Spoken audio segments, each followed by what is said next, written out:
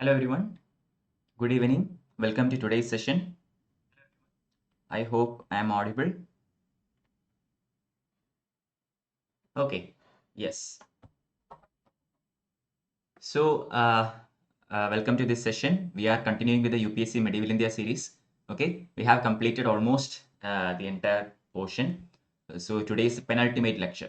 Okay, a very important lecture is coming up. That is the day after tomorrow on disintegration of Mughals. A very important topic regarding the reign of Aurangzeb and what went wrong with Mughals. Okay, or what caused this decline, disintegration of Mughal dynasty. So that is a very important session, which eventually leads to the European powers coming to India and starting to dominate in India, etc., etc. So that all we will see in the next class. But today we are going to analyze the economy, society, and culture of Mughal dynasty and its influence in other local and regional levels. Okay, that is the area that we are going to see today. Very important again. So without any further ado, let's begin. I am Madhav Sankar Warrior. Welcome to Madhav Sankar classes. If you have not already subscribed to this class, please do so and share this with your friends as well. Okay, so let's begin the penultimate section. So economic and social life under the Mughals. So we are doing two chapters today. This is first one and one more regarding the cultural aspects of Mughal dynasty. Okay, but that chapter is not that big. Okay, it's a comparatively smaller chapter. We will take detailed art and culture later once we complete the main history portions. Okay, at that time we will look into art and culture in much more depth. So for today we are sticking with the Satish Chandra sir's textbook, the NCERT textbook, and we will be dealing with whatever is given in that particular textbook. All right. So economic and social life under the Mughals. Uh, Economic and social conditions. Okay, so good evening, one and all. I hope chat and all is working. So far, nothing. So I'm not sure, but let's see. Anyway, uh, during the or by the end of 17th century, the Mughals reached the zenith of their power. Okay, something that Babur established or started, and something that has been consolidated by Akbar, which has been taken to higher levels by Jahangir and his son Shah Jahan, and later towards by Aurangzeb. So by the time of Shah Jahan, Mughal dynasty was at its peak in almost all levels, in economically, culturally, okay, in architecture, art, whatever you choose, Mughal dynasty was at its zenith. But even then, Mughal dynasty had certain political and administrative problems. Okay, so what are those problems? Some of it we have already seen regarding the nobles, regarding the war of successions, etc., etc. These kinds of inherent flaws in the system were pretty much prevalent even at that time. Coming to that portion we have already seen in the previous classes. Coming to economic and social spheres, the period from Akbar's beginning till the beginning of Aurangzeb, or at least till the end of 17th century, we have the economic and social spheres more or less the same. Okay, we do not have any fundamental changes. Of course, there are certain small changes, but fundamentally, the economic and social aspects of Mughal dynasty remains more or less the same from Akbar till the end of 17th century. Okay, but still some important social and economic developments have happened. So we are going to analyze all that in today's session. Good evening, Tamil Selvan. Good evening, Satya. Okay, so I will be checking into the chat once in a while. After about a couple of slides each, I will look into the chat. If you have any queries, please put there. I will look into it and get back to you. Okay, so standard of living, pattern of village life and the masses. This is the first topic for today. So how do we know about all these aspects? How do we come across the pattern of life or lifestyle of the people at that time? Obviously, we are talking about a much more recent historical period. So we do have a lot of literature available. Okay, especially those from traders, travelers, court historians, etc., etc. But a flaw with court historians is that they always tend to, exaggerate things and basically flatter the emperor and all. So comparatively, we can go for some much lesser or say more of a historic kind of textbooks. And travelers accounts is a very good material which we can look into. So these European traders and travelers who came to India left plenty of records. So even we can't rely on them 100% because obviously when they compare India or any other land with their own country, they will obviously side with their country and try to, you know, reduce the power and glory of other countries. But even then, even according to these travelers, India was having a period of zenith in economic, in trade, in commerce, etc., etc. Problem was, as I have mentioned in the previous class, these economic development and all these enhancements was confined to a small class of people. Okay, so the ruling class, the nobility, these people basically consolidated all these prosperity for themselves and completely neglected the lower sections of the society. Peasants, artisans, laborers, these category of people remained in absolute misery. So we can't say that this, Mughal empire or dynasty at its peak means, overall development of India. No, these, prosperity and economic wealth were all concentrated in the hands of a small group of people. The majority of India, the lower sections of the society were still living their usual ordinary life, that is that of misery. Okay, so when Babur came to India back in 1526, he, in his memoirs, has written that as far as the clothing of Indians are concerned, he was very much shocked. Okay, the apparel, the clothing of Indians. Males worn, a dhoti kind of thing, the very bare minimum cloth. Females wore a sari. Okay, and some of the accounts left by Athanasius Nikitin, who visited the Deccan region, the Bahmani kingdom, he says that people of Deccan never wore footwear. Clear? And from other records, we find that as far as furniture is concerned, there is, very bare minimum furniture, bamboo mats, some small coats and all, earthen utensils. Because lower strata of society cannot afford high, say copper or silver utensils or anything. So basically, the lower section of the society dealt with poverty and absolute misery. All right. Now, as far as the food is concerned, what do they eat? So usually, I mean, just like the topography of India and just like the agriculture in India would suggest, people used more or less the same food crops that we use today.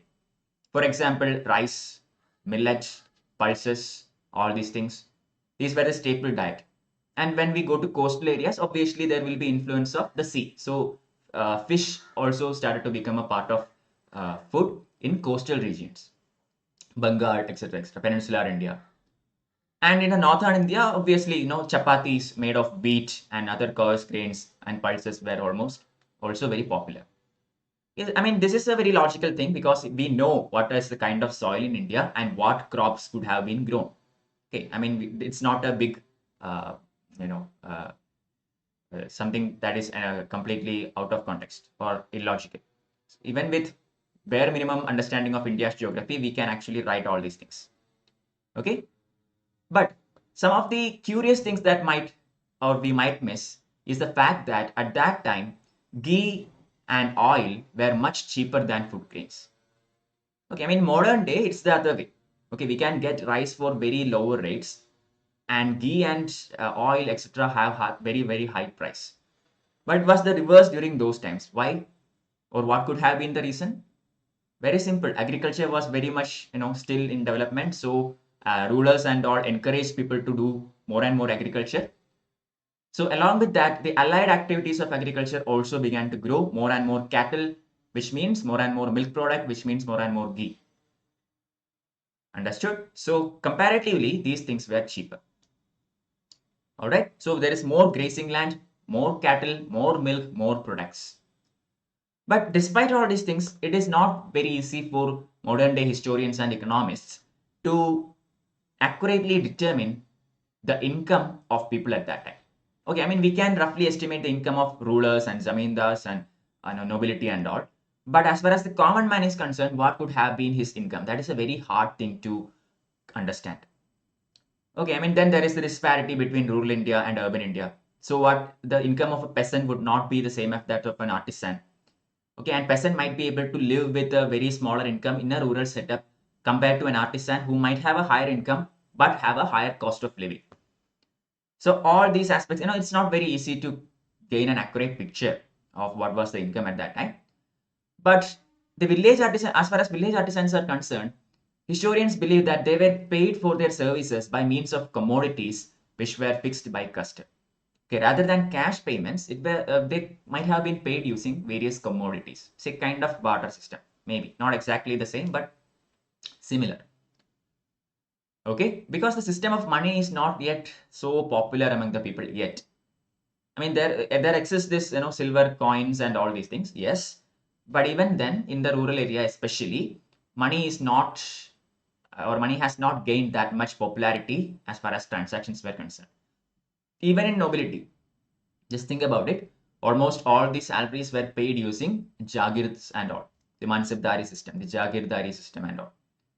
Eventually, it was replaced by cash, and cash started to become a more popular medium of transaction. Okay, that happens as time passed on. So overall, there was a very great deal of inequality. Okay, needless to say, huge inequality everywhere in urban areas as well as in rural areas. The ruling class is the crux. They had all this income and wealth and prosperity. The lower strata completely neglected, say, led a life of poverty. And even in the rural setup, within a village, there was huge levels of inequality. So there were people who had their own lands. Okay, I mean, as far as farmers are concerned, there are farmers who had their own land to cultivate. Okay, they had their own, say, plows and all those utensils and tools.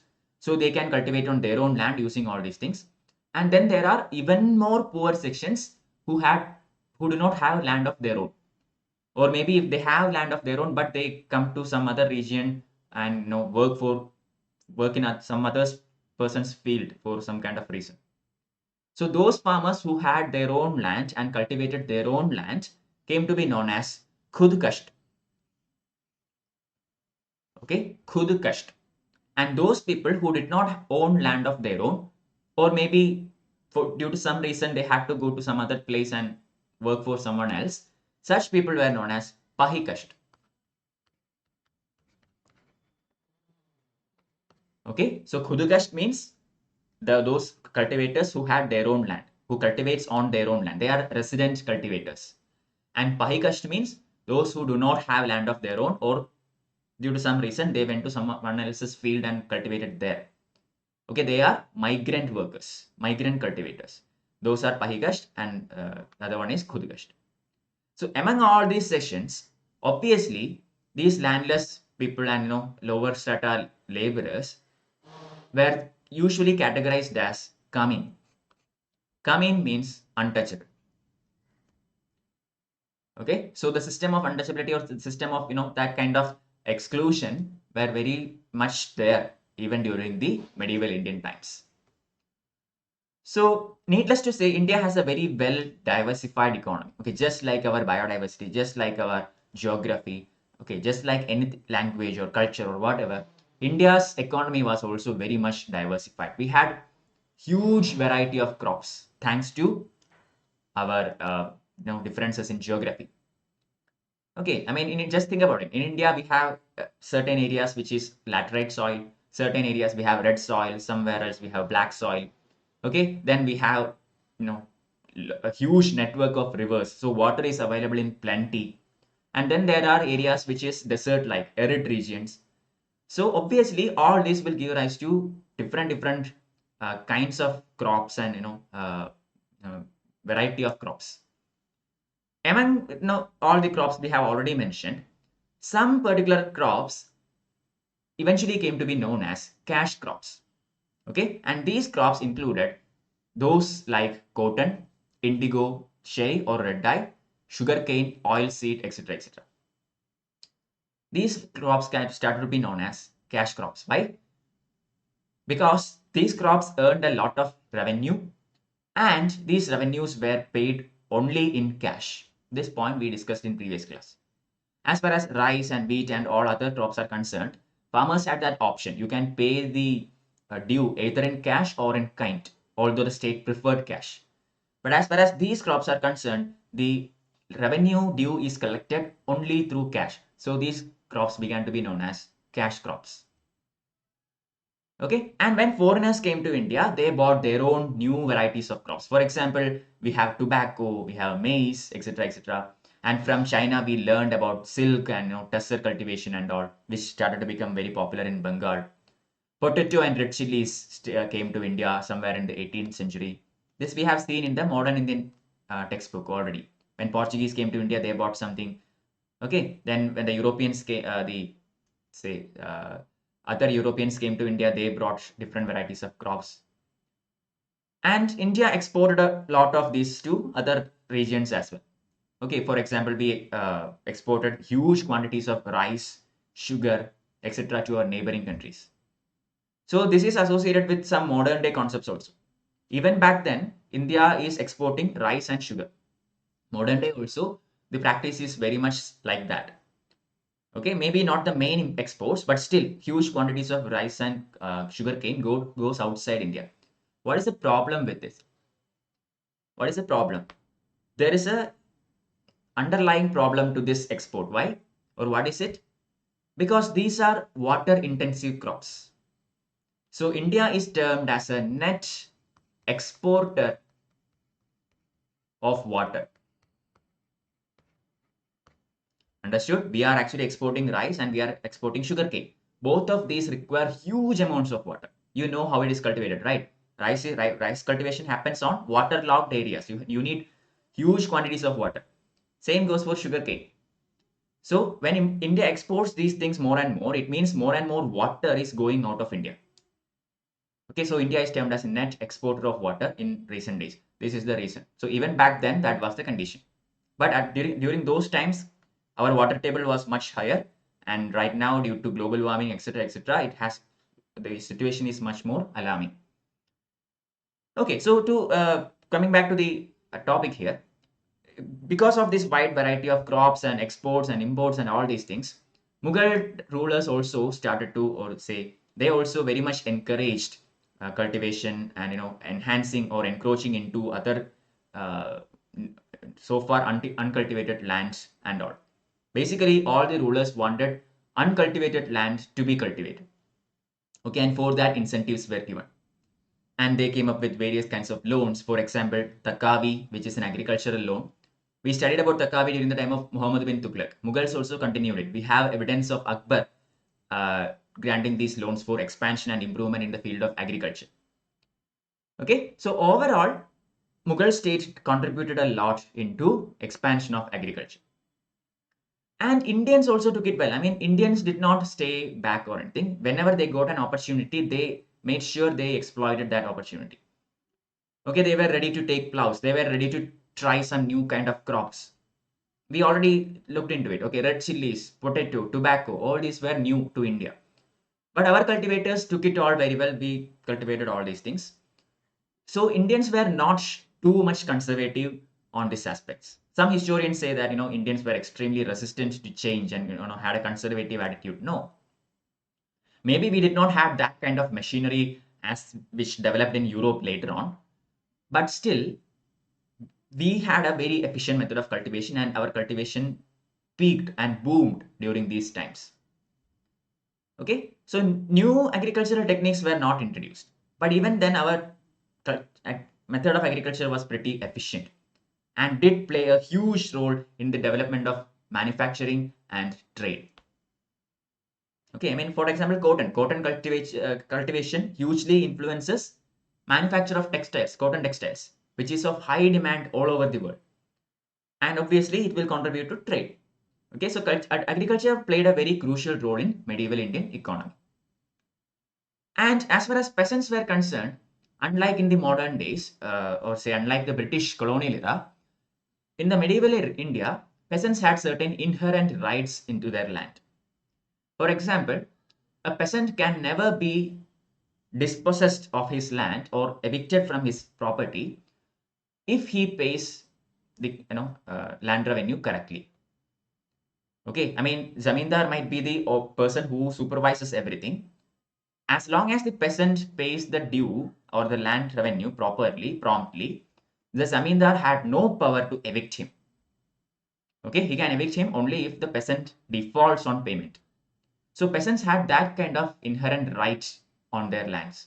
Same goes for zamindars. For zamindar is not the owner of these lands, but still zamindar had the right to collect revenue from all these lands and remit a portion of that to the Mughal treasury. And for the peasants, after his death, that inherent right passes into his children, his sons. Okay, so that kind of security in terms of property was very much there during medieval India. State's due was heavy. A very important point. The state due, which was collected as land revenue and all, were actually pretty heavy. And sometimes it even went to 50%. In history, we have seen some rulers collect 1/6, some collects 1/3, etc., etc. But during the Mughal times, during certain periods, it was even close to 50%. So once half of the produce is taken by the throne, the peasants are left with the remaining half, and this is only enough for subsistence, mere subsistence. That is why I told the lives of common man, the ordinary people, the peasants, etc., were a misery during these times. Okay, they can barely meet their ends. Okay, and obviously, because of agriculture is very much related to climate, weather, and say geography and all, the life of a peasant was very much prone to nature. Okay, if the monsoon rains didn't come in time, it's a problem. If the rains, if there is excess rain, then that is another problem. Excess heat, different issue. So basically, the life of a peasant was determined by all these things: season, then even customs and traditions, etc., etc. Okay, pilgrimages, ceremonies, and all, a very ordinary life. And as far as cities were concerned, large sections of the cities were also poor. Okay, just like the peasants in rural setup, in cities we have artisans, laborers, etc., etc., who were again poor. Soldiers also. Okay, I mean, soldiers saying, if you remember from the previous class, the Mughal military was divided into various sections, and among them, Ahadis used to get a very good pay. Okay, Ahadis who had a very higher pay because they were closer to the emperor and all. But as far as the foot soldiers are concerned, they had a comparatively very lower income. So even in the town setup, there were poor people.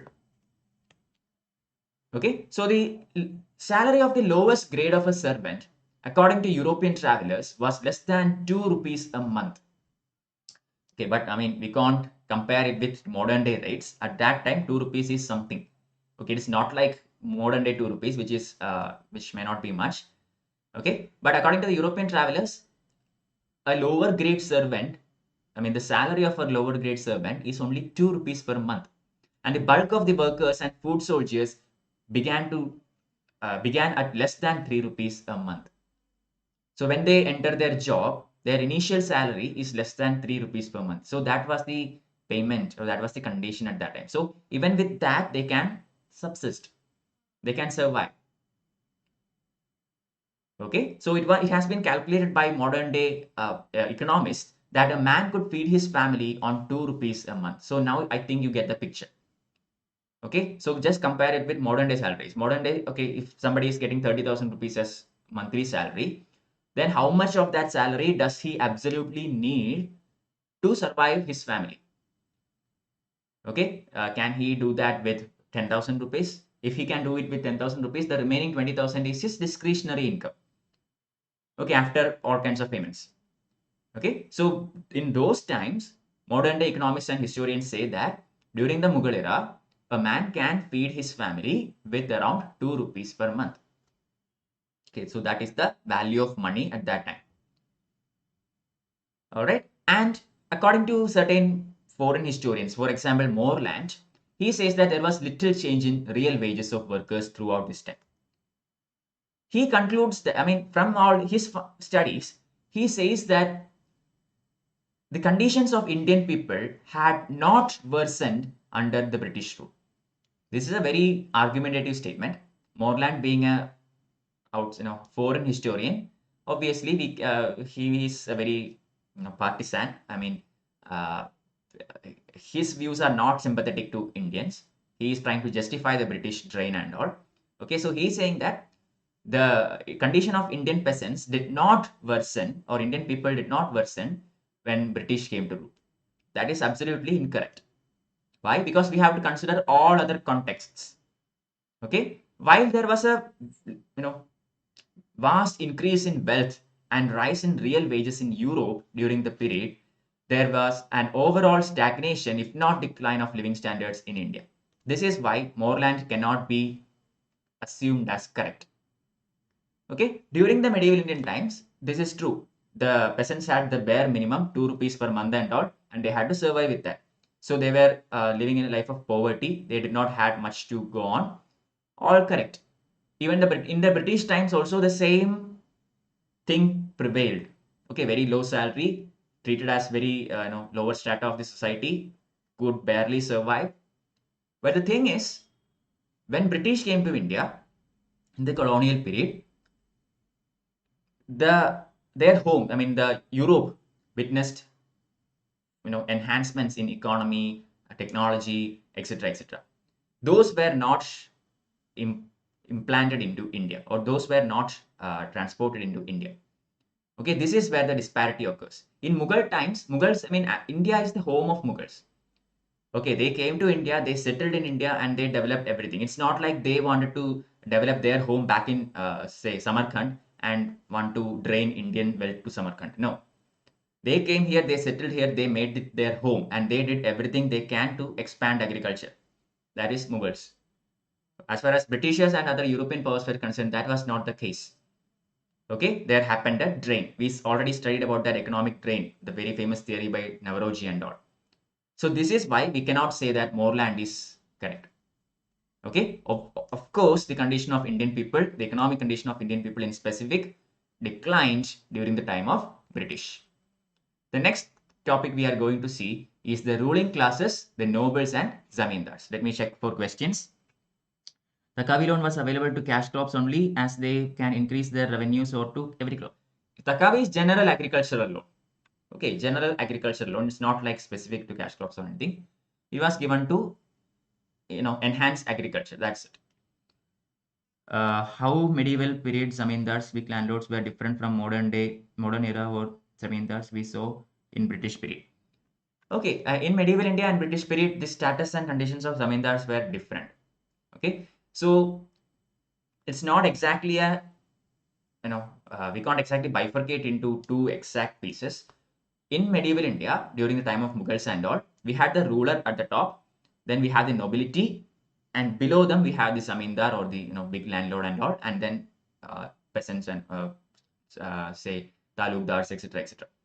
Okay, and then there occurred a medieval period, that is when the Mughal dynasty began to disintegrate. We will see that in the next chapter, but since you asked it, once the Mughal dynasty began to disintegrate, many local and regional powers started showing up. Okay, and this included certain nobles of the Mughal court and certain regional kingdoms like the Marathas and all. And at the same time, some landlords or big zamindars also began to gain power. So that interval of period, okay, that period, we see that the character of zamindars has changed a bit. They become extremely powerful, become more and more autonomous and more powerful. And then when the Britishers came to India, and they started to dominate things all over the place, zamindars basically had no choice but to side with the British. Why? Because Britishers offered them some kind of security from the people. Okay, so zamindars got into a position where they have no responsibility. At the same time, they can no responsibility towards the people, and at the same time they can extract as much as they want. And it is during the time of British when the inherent rights of tenants and peasants were taken away. Okay, if you remember from our modern Indian sessions, the inherent rights of a farmer. I mean, earlier in the previous slide, I told you a farmer can never be evicted from their land as long as they pay the tenant. Pay their land revenue. Okay, but from the time of British, this was changed. If you remember the permanent settlement system, this clause was taken away, which means the zamindar had the full ownership of that particular land. Zamindar became absolute owner.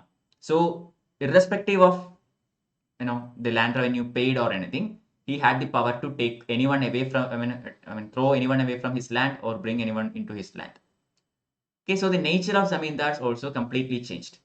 The inherent rights the peasants had went away. Zamindars became more and more powerful. Obviously, they were subdued by British, of course, but this is some of the differences that we see. All right. So moving on, if you have any further questions, you can ask me. I will explain it more. But to give you a very basic idea, this is it. Okay. Moving on, the ruling class, the nobles and zamindars. So we saw what happened in rural setup. We saw what happened in agricultural field and all. Now let's see what's going on among the upper stratas, the nobles and the zamindars. So in this slide also, some of the points will give you the answer for your previous question. Socially and economically, Mughal nobility formed a very high privileged class. I don't think I have to explain this point. Okay, Mughal nobility was one of the highest paid services in the world at that time.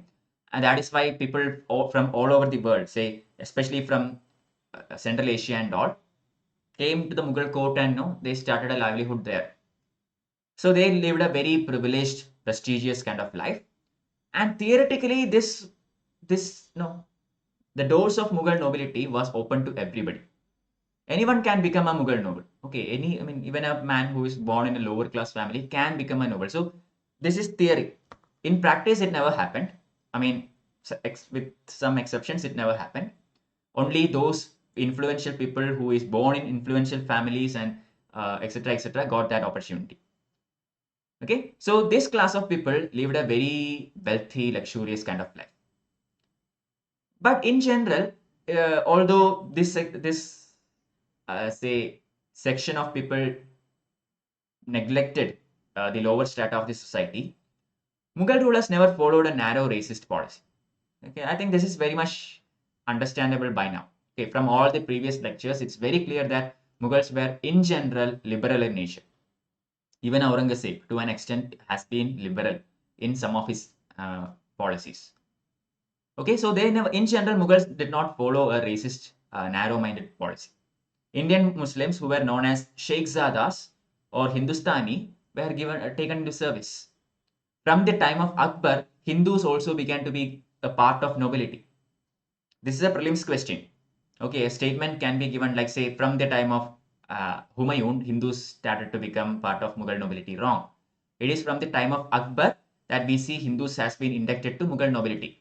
How? Why? Because of Akbar's close relations with Rajputs of North India. Okay, plenty of Rajputs has been taken. Raja Man Singh and then other Hindus like Birbal, etc. reached very high positions in Akbar's court.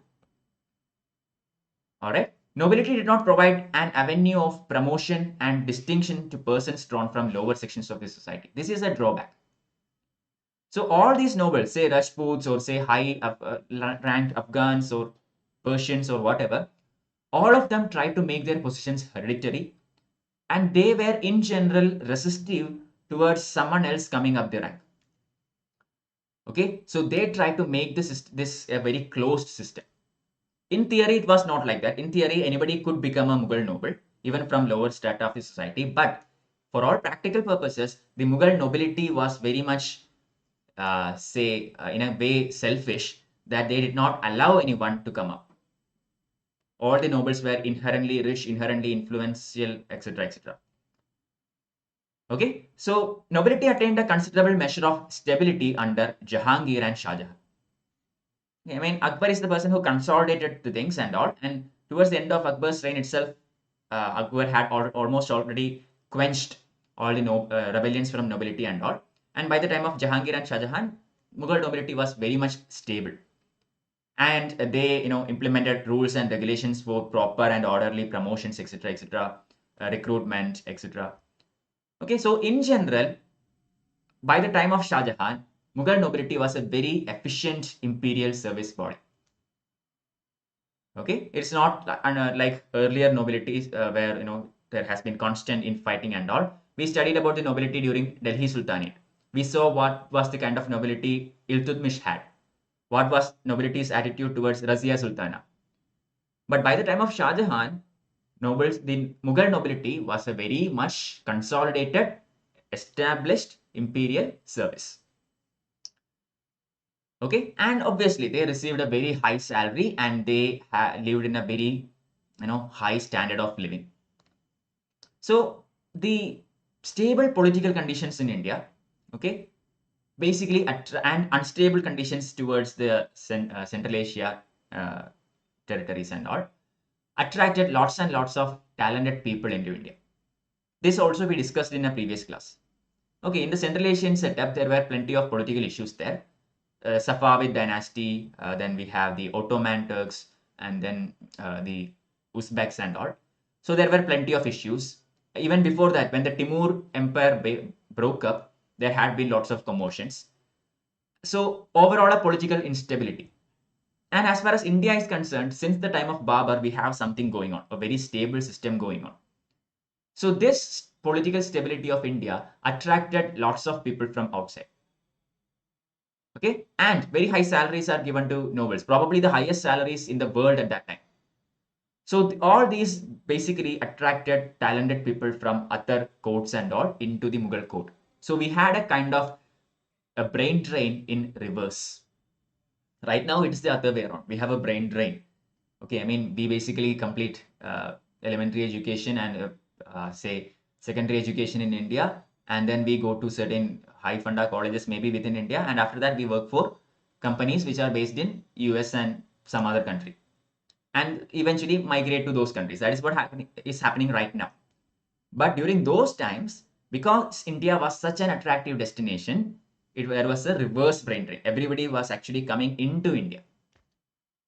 And not just coming into India for earning a high wealth and going back home, but they came to India and they settled down here as permanent residents.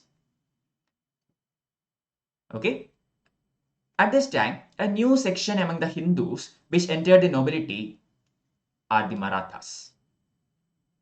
Alright, this is the time when Mughal nobility has been, say, open to everyone, and Marathas started entering this nobility. Even during Aurangzeb's time, we see that around 33% of Mughal nobility are Hindus. Very important. I mean, Jahangir, by the time of Jahangir understood that Marathas are very important in Deccan politics. I think we studied this in previous classes. When we talked about Jahangir's Deccan policies, when Shah Jahan was deputed into Deccan and all, Marathas were very vital to all Deccan kingdoms. Ahmednagar, Bijapur, Golconda, everyone. We studied that. Okay. During time of Shah Jahan also this was recognized.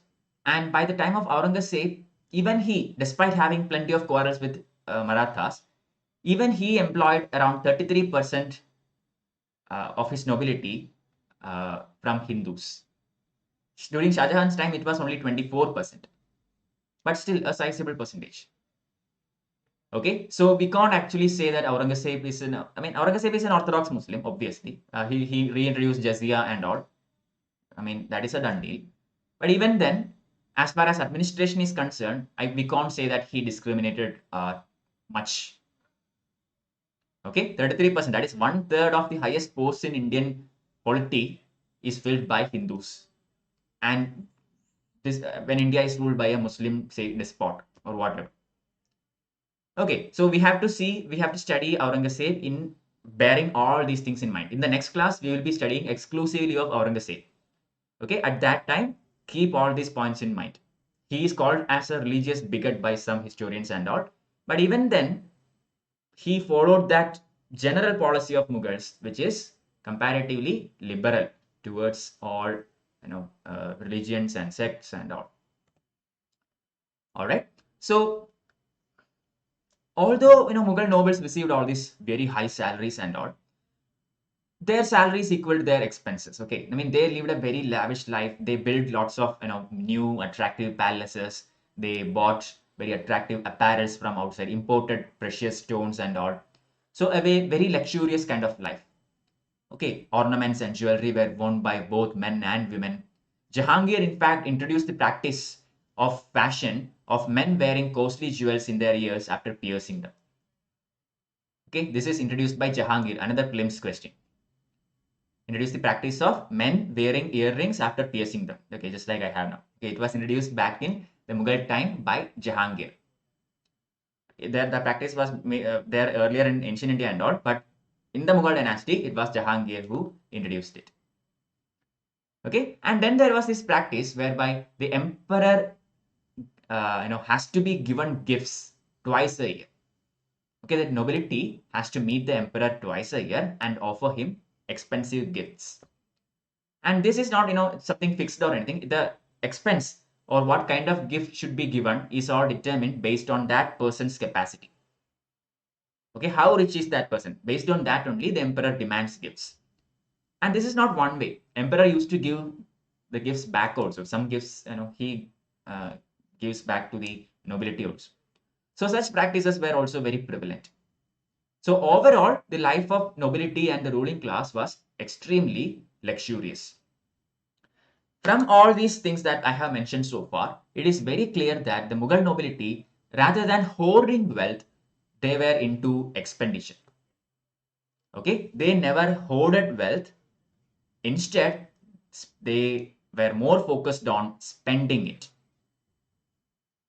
So what does this mean? This means that Mughal nobility and the upper classes and ruling class and all, they played a very crucial role in Mughal economy. If they hoarded all this wealth, things would have been different. Correct? I mean, if they say, assume that they are, keeping all the money to themselves, not buying anything. I mean, they are just, amassing money. What does that mean? All this money will stay with them. It won't enter the economy.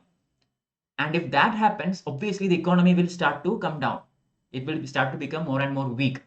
But because of this spending attitude, all this money went into the economy. It went into the artisans, into the, agriculturists, etc., etc. So they played a very crucial role in medieval Indian economy. I hope you understood how it is done. Okay, and some of them, created or developed orchards. They built mandis. Okay, mandis means markets. So some of these very wealthy people, they had their own markets. They built new markets. They rented the shops to sellers and all. They collected dues from that. Okay, and they lent money to some of the traders, etc., etc., for interests and all. And some of them even participated in trade directly. So overall, Mughal nobility was very much into the Mughal economy. And I think almost all of you already know that usury is condemned by Islamic laws. Okay, usury means, the usual banking system, okay, whereby you deposit money and you earn interest. This is usury. In layman's terms, this is usury. Okay, so this usury is actually condemned by Islamic laws. But Abul Fazl, one of the most prominent nobles in Akbar's time, he actually, encourages people for investing money on interests. So this is also a liberal attitude. He is not going by orthodox Islamic practices. Rather than that, he is actually encouraging contemporary values. Okay, recently also from current affairs, you can correlate. We have something called as the Islamic banking system. What is Islamic banking system? Go Google it and find out. Okay, basically you don't get any interest. Okay, there are much more to it. Please go through it and understand what it is. Okay, so the usury, although banned by Islamic laws, Mughals were not against it. Okay, basically Abul Fazl encourages these kinds of investments into the economy. So in general, since Mughals knew the fact that India is such a diverse country where majority of population are Hindus, you can't basically impose Islamic laws altogether and neglect the inherent culture of India. So the Mughals and the Mughal nobles always tried to cultivate and promote a composite culture by extending patronage to various aspects. They extended patronage to painters, musicians, poets, scholars, etc., etc. Not just Persian scholars and Islamic say painters and all. No, they encouraged everyone. Clear? So in general, they tried to cultivate that composite culture.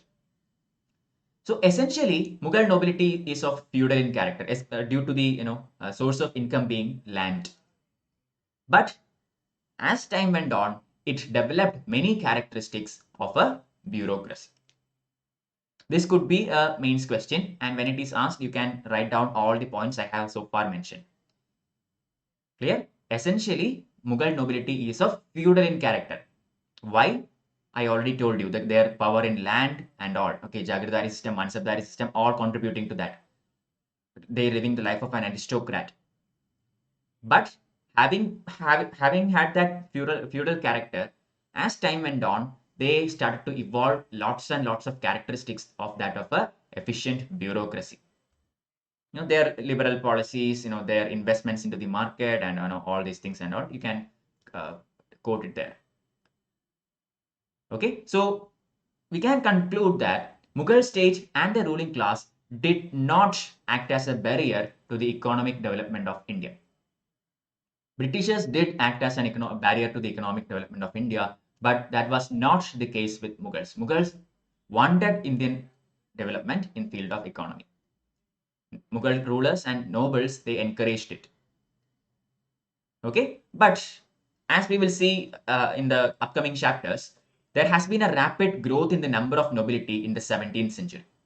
Okay, from the time of Shah Jahan onwards, and especially during the time of Aurangzeb, we see that the number of nobles in the court starts to rise very rapidly.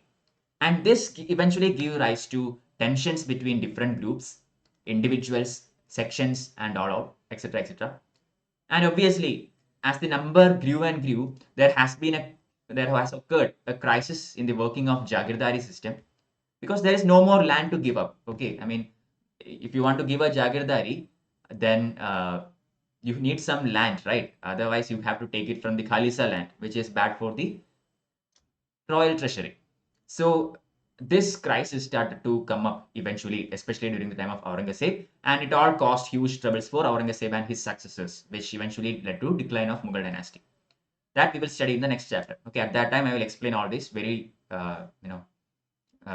in elaborate fashion. So now we are going to see the zamindas and the rural gentry. So we saw about peasantry in the earlier slides and all. Then we studied about ruling class and nobles. And now we are going to see zamindas and the rural folk. Islamic banking system and interest-free banking system according to Sharia, Tabung Haji in Malaysia. Correct. Very good, Satya. Very well written. So personal ownership of land, okay, or this concept of, say, private property was not a new concept in India. Okay, it has been there for a very long time. Personal ownership of land. So during those times, how a person acquired new land is very simple. Whoever cultivates on a fresh land basically is considered as the owner of that land.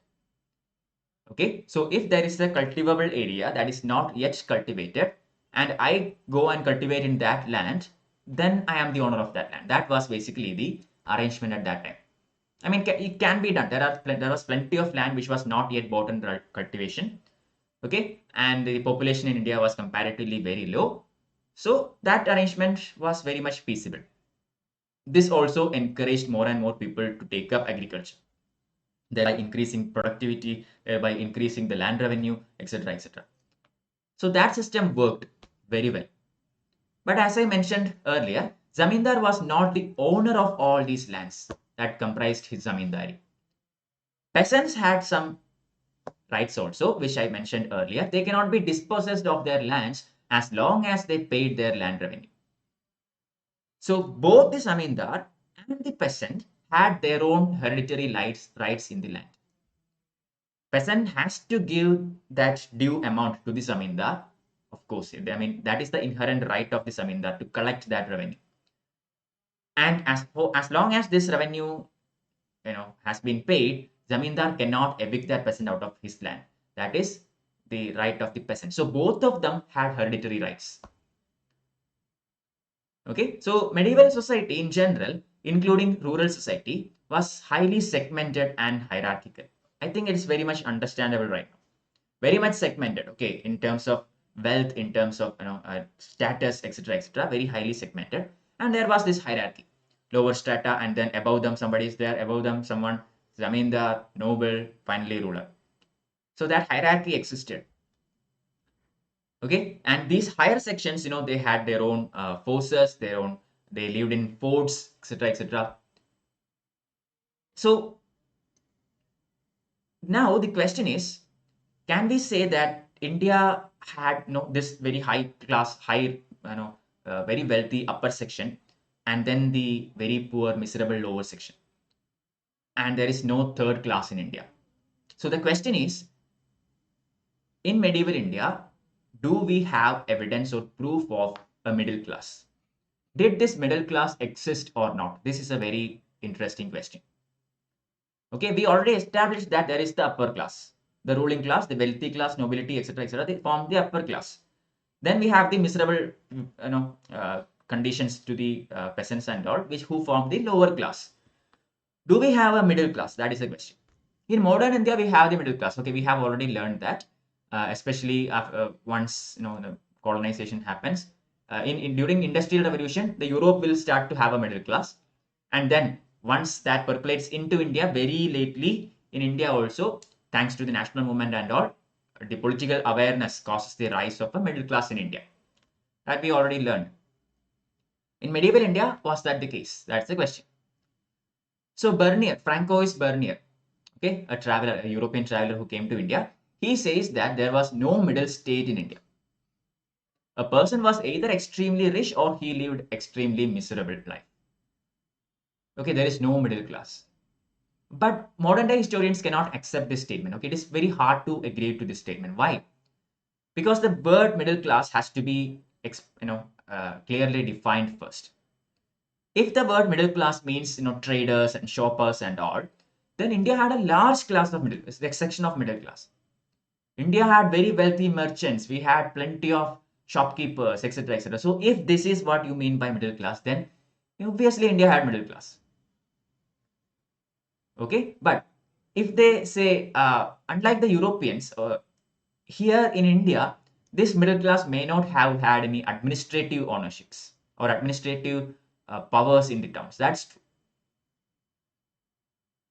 Okay, I mean, they had the traditional right to property and all, but they do not have a say in administration. In Europe, things were different. Okay, the aristocracy and say some other sections had a say in administration of that area and all. But in India, that was not the case. These merchants and say shopkeepers and all, they do not have that kind of a say. Some of the merchants had, okay, there are exceptions, of course. Very wealthy merchants like say Warrier, etc., had definitely a say in the administration. Clear? Anyway, these rights tended to be abridged whenever strong territorial states grew up in France and Britain. If by middle class, one second, if by middle state is meant a section whose standard of living was between the rich and poor, such sections were large in Mughal India. So there has been a small issue with the editing here. This statement should have come here, okay, along with the upper point, and this is a different point. All right. So basically, in Europe, the system was different. In Europe, the so-called middle class had a say in administration eventually, and say even this inherent right on administration and property and ownership, etc., they had to give up when states like Britain and France started to grow. That is European history. That is not too much important for us. If time permits, when I take world history, we can study about all that in detail. But for now, just understand that in Europe, things were different. Okay, people had the right to private property. They had some traditional rights. They had say in administration at some point of time. But all these had to be given up when states like Britain and France started to grow. Okay, and then they got it back after revolutions, etc., etc. But as far as India is concerned, if by middle class you mean a class between the very rich and the very poor, then of course India had a middle class. Okay, there were people who were neither there nor here. All right. But some historians say that the middle strata did not form a class. Okay, I mean, if you want to call a set of people, a group of people, a class, then there should be certain preconditions.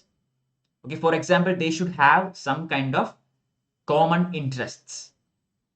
Okay, a common condition, common criterions and all. But in India, this was not the case. In India, we can say that this person is very rich. I mean, this person is too rich to be in the lower class and not that rich to be in the upper class. So he is a middle class person. But within the middle class itself, or within the middle strata itself, there were different conditions for different people. Some of them were there because of their caste. Some were there because of the wealth. somewhere there because of their, say, trade, etc., etc. Understood? So we can't actually claim or use the term middle class. We have to use the term middle strata. This is what some historians say. The interests of different sections being different, and they were also drawn from various religious groups and castes. Clear? Because of these differences, we can't say that they belong to one class. They belong to one strata, and within that there are subdivisions. Now let's see what is the organization of trade and commerce. Okay, so the Indian trading classes, uh, were very popular. They expanded during the medieval times. There were some people who specialized on long distance trade, and some merchants specialized in local retail kind of trade. The former one, that is the long distance traders, the prominent ones included Seth, Bohra or Modi, etc., etc. And those people who conducted short distance trade included the Byoparis and the Baniks. Okay, they are called as Byoparis and Banik. The other one is known as Seth, Bohra, Modi, etc., etc. So all these are mercantile sessions. Okay, and there were another class of traders who were known as Banjaras. These are people who specialized on carrying bulk goods from one place to another, and they sell it there, and they collect goods from there and bring back to some other place where that good is not available, and sell it there. I think you already know what a Banjara is. They travel in very huge caravans and all. Okay, this set of people were different from the other kinds of traders at that time. Similar to overland trade, there were over water trade as well. Okay, boat traffic on waterways was very common. Coastal trade along seashore was also very much developing right now. Remember, I'm talking about coastal trade, not navy. Okay, we already established the fact that Mughals did not care too much about navy. I mean, we have no evidence that proves otherwise. Okay, but as far as overseas trade is concerned, that was still there. Waterways trade was still very prevalent. Clear? So when Europeans came to India, so like Portuguese, Dutch, English, etc., etc., they actually, found that Indian traders were very active and alert. All right. I mean, when they initially set foot in India, I mean, they did not have a huge navy or anything to, manipulate Indian trade or anything. When they came to India, they saw that cities are flourishing. Masulipatanam, Suraj, all are, Hooghly, all these areas are, flourishing, full of trade and all and all. And, they left accounts of what they saw. So we can understand the medieval Indian town setup from their accounts. Anyway, these movements of goods through overland trade as well as overseas trade, these facilitated the growth of financial system. But they were mutually connected. When trade and commerce enhance, obviously the financial system benefits, and when financial system benefits, obviously it results in higher trade and higher commerce. Okay, so it was a mutually dependable system, and in general, the Mughal economy started to enhance during this time. And practices such as hundis, which often came with insurance, were very much prevalent. What are hundis? Hundis are, what is a hundi? Hundi is a letter of credit. Okay, what is a letter of credit? It's more like a bill. Okay, just like a checkbook. You can deposit the entire money in a bank. You can use it, you can write a check and you can give to some other person, and that person can go anywhere he wants and withdraw the money using that check. So hundi is basically like that. Okay, it's a letter of credit, not exactly the same but similar. So the advantage is that the traveler do not have to carry money with him. Okay, there is a very good chance that he might get robbed. Okay, or theft. Theft was very common during those times. Attacks from pirates was very common. So you can prevent all that by using hundis. You can deposit all the money into a bank. You will get a letter of credit. You can take the letter of credit with you, and you can exchange it for money, discount it for money in your destination. And the hundis from India at that time was recognized even in foreign lands. Okay, so it was a very common economic system at that time. There were people like the sarafs or the shroffs who who specialized in changing money, they also specialized on hundis. All right. And in general, the trading community of India, it was not concentrated into the hands of a particular religion or caste. It's not that all the overland traders were Muslims and all, or or Hindus or whatever. No, it was a mixed group. Okay, for example, we have the Gujarati merchants, which included both Hindus and Jains, and Muslims also, who were mostly Bohras. In Rajasthan, we have Oswals, Maheshwaris, Agarwal, etc., etc. They were all began to be called as Marwaris. Overland trade to the Central Asian region was in the hands of Multanis, Afghans, Khatris, etc., etc. So there also Hindus and Muslims are there. Marwaris spread out in Maharashtra and Bengal during those times. Chettis in the Coromandel coast. Okay, we have Muslim merchants in Malabar, both Indian as well as Arabs. So overall, the trading community was very well a diversified community. Different castes, different religion, doesn't matter. Certain individual regions, there were certain prominent caste or religion that came into a dominant role. That's all. Okay, so region wise, you should be able to identify. You can this question can be asked for match the following. Okay, so Marwaris and all belong to Maharashtra. Chettis and all belong to the Coromandel coast. Clear? Bohras and all concentrated more in the Gujarat region. Okay, that's why I kept that entire passage as such. You should be able to match the group of people and their region. And among all these traders, the wealthiest, okay, the Ambanis of those times were actually Virji Bora, Abdul Ghaffur Bora, Malay Chetty, Kashi Viranna, Sunka Rama Chetty, etc., etc. Extremely wealthy, okay, like Ambanis. All right, and they had huge commercial dealings within India and abroad. They had, Virji Bora is the wealthiest man at that time. He had plenty of ships under his control, huge number of ships. Okay, under one person. So you can imagine what kind of, how much wealth he had. And the ruling class also encouraged all these traders. Okay, from the time of Sher Shah, we see that plenty of laws has been passed by the Indian ruling class, both Mughals and Suris and all other kingdoms that existed at that time. All of them helped these merchants to increase their trading capabilities and capacity.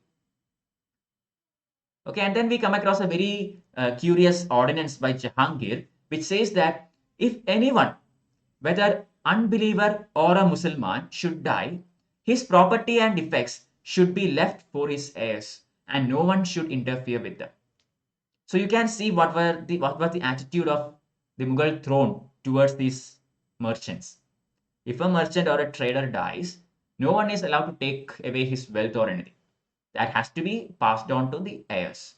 If there is no heir, then it will be taken into the Mughal treasury and will be used for public utility works.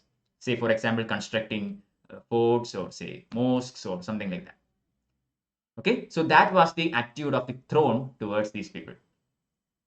But that doesn't mean these traders did not face any kind of harassment. Obviously, the ruling class, the nobility, etc. may have supported the trade and promoted the trade, but the local officials were not that honest. Okay, they continued harassments in smaller scales and all. Not much, but still, harassments did exist. I mean, even now that is very common, right? The government will pass some very beautiful law, and in the local level, local officers create all kinds of trouble. Okay, that was prevalent even in the medieval Indian setup. Okay, but in general, the property of the merchants were generally safe.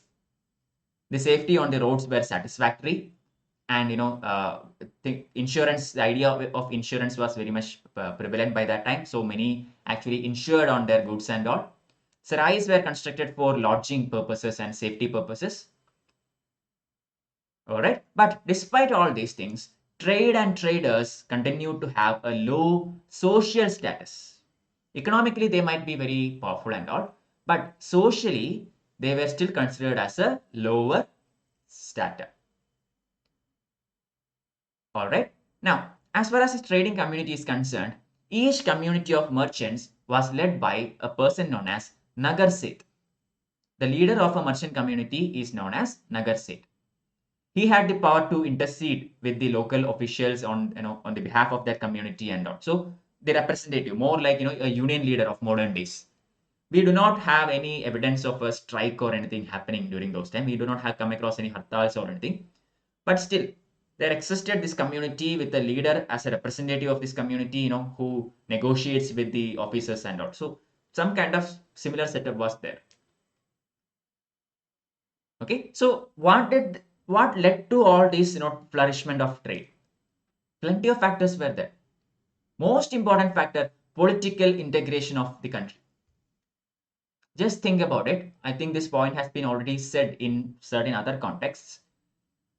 Because of this political integration, you can move in and around the country as much as you want. But if it was different, say if it was India was divided into multiple number of smaller kingdoms, then it is not so easy for the traders to move from one point to the other. They will have to pass through multiple kingdoms, pay taxes everywhere, and finally reach the destination. So that was not favorable. But this political integration of the country gave a very stable economy and a very prosperous path for these traders. Then establishment of conditions of law and order, again very important. Once such a strong political setup is done, you can impose very strict law and order. Okay, thievery, dacoity, robbery, etc. can be prevented to a huge extent. Then there is no constant wars. Okay, once the Mughals reached the zenith of their powers, at least smaller kingdoms did not dare to attack them. Okay, I mean, there were plenty of quarrels with certain other powerful kingdoms, such as in south we have quarrels with Marathas and all. But still, some of the closer, smaller kingdoms basically accepted the suzerainty and sued for peace. So the establishment of such conditions of law and order also encouraged the growth of trade and commerce. Taxes were levied only at one point, during the entry of the goods into the empire. Unlike earlier, where taxes were collected almost everywhere, in and around everywhere in India. So a very good organized taxation system. Road cess or the rahdari was declared as illegal. Okay, rahdari means road cess. This was declared as illegal. And to cap it all, the Mughal silver rupee became a standard in India and abroad. Okay, the coins struck by the Mughal dynasty began to become a standard coin which was accepted everywhere in India and abroad, in most places abroad. Okay, for example, I mean, what does that mean? That is very important. Say Bitcoin, in the modern day, we have the digital currency called Bitcoin. It is not yet accepted as a legal tender in India. Legal tender in India. I mean, there are certain rules and regulations with Bitcoins going on. But at least for now, it's not a common currency of transaction. But it is accepted in some other places. But for example, Indian rupees is accepted throughout the world. Anywhere you can go, you can change Indian rupees and get local currency. Imagine a situation when Indian currency is not accepted in a country. Okay, assume that in USA, Indian currency is not accepted. Then what will you do? You will, take all the Indian money, go to US, and then when you go to the exchange center, they are saying that Indian money, the Indian rupee, is not accepted. That is a huge blow, right? So it is because of this acceptance that the world economy works very well. Okay, this interchangeability, etc., that is very important. This convertibility, all these are very important. So during those times, this was not the case. We can't say that one particular coin is accepted throughout the world. But Mughals were so strong and so prominent that their currency was accepted almost everywhere, within India as well as abroad. It was considered as a legal tender. All right. So naturally, all these factors led to the growth of a money economy. Okay. So once this money system started to grow, all the salaries, all the payments, etc., were given in cash, except those given to nobles. Nobles are always paid via the mansabdari system, so they are paid via the jagirs. But all other positions, for all other positions, their salaries began to be paid in terms of cash rather than jagir. Clear? Also, in the zapti system, the land revenue was assessed and was required to be paid in cash. Earlier it was jagir. I mean, in kind also was accepted. So eventually, as time went on, everything began to be made in terms of cash because of the growth of this money economy. All right. So there was growth of rural grain markets, which led to the rise of small townships known as kasbas. And when these towns began to grow here and there, more and more merchants and traders came and flocked around this place, and it grew into bigger and bigger cities. And in the medieval India, we see the rise of many new towns. We studied the same thing in modern India. When Britishers came to India, during their arrival, cities like Surat, Masulipatanam, etc. were flourishing. But because of the certain, inherent characteristics of British method of economy, these cities started to decline, and some other cities like Bombay, Chennai, etc. began to become popular. We saw that in modern India. So similar things happened in medieval India. In medieval India, I mean, no towns, we do not come across any towns which declined, but new and new towns came up or emerged as a result of all these activities. And there were plenty of demands for all types of luxury goods by the nobles, which all led to the expansion of handicrafts and eventual growth of the town and all. So once a small town starts to grow, more and more people will come in. They will sell their goods there. So the town keeps on growing. It will get filled with all kinds of people, artisans, laborers, workers, etc., etc., and economy will eventually become very, very efficient. Then growth of arms manufacturers. That is also very interesting thing in medieval India. Guns of all types, cannons, armor. So, things that deals with war and military. All these equipments were also very much saw a huge amount of growth during these times. Shipping also. In relation to shipping also, we come across many rulers looking forward to establishment of a very good mercantile system. We have evidences of Shah Jahan commissioning many number of seagoing vessels for enhancing trade relationship with other countries and all. Okay, so these are some areas where government intervention was there. Growth of arms manufacturers and shipping. These two are two prominent areas where we see direct government intervention.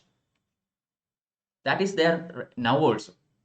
Okay, I mean, now there are plenty of private ships and all, that is true. I mean, arms manufacture is also, there are plenty of private companies which does that. All right, but there are certain things that is exclusively under the control of government. For example, railways. Now there are private trains, but in general, okay, the system I'm talking about.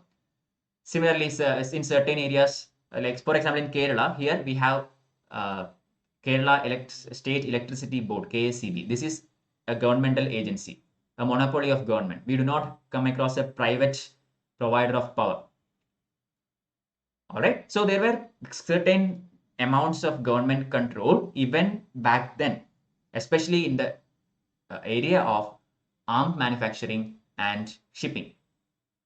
Akbar and Aurangzeb were deeply interested in manufacture of guns of all types. Indian steel swords were extremely popular all over the world at that time. We already studied about this. I hope you remember what a woods is. Okay, when we talked about Tipu Sultan, we talked about this. I hope you remember. Then Shah Jahan initiated a program of building seagoing vessels, and 4 to 6 ships were built each year for voyages to West Asia. Okay, so overall, all sections of Indian society, ruler, nobility, zamindar, peasant, whatever, merchant, everybody contributed to the growth of economy during those times. Let me see any questions. Bill of exchange, correct, Satya Pandey? Hundi is a letter of credit, okay. Not exactly, I don't know if the legal definition is a bill, can be called as a bill of exchange, but it is a letter of credit. That is a more accurate definition. Okay, because once you deposit the money, you get that letter of credit, which can be discounted at a lower price in the target area destination.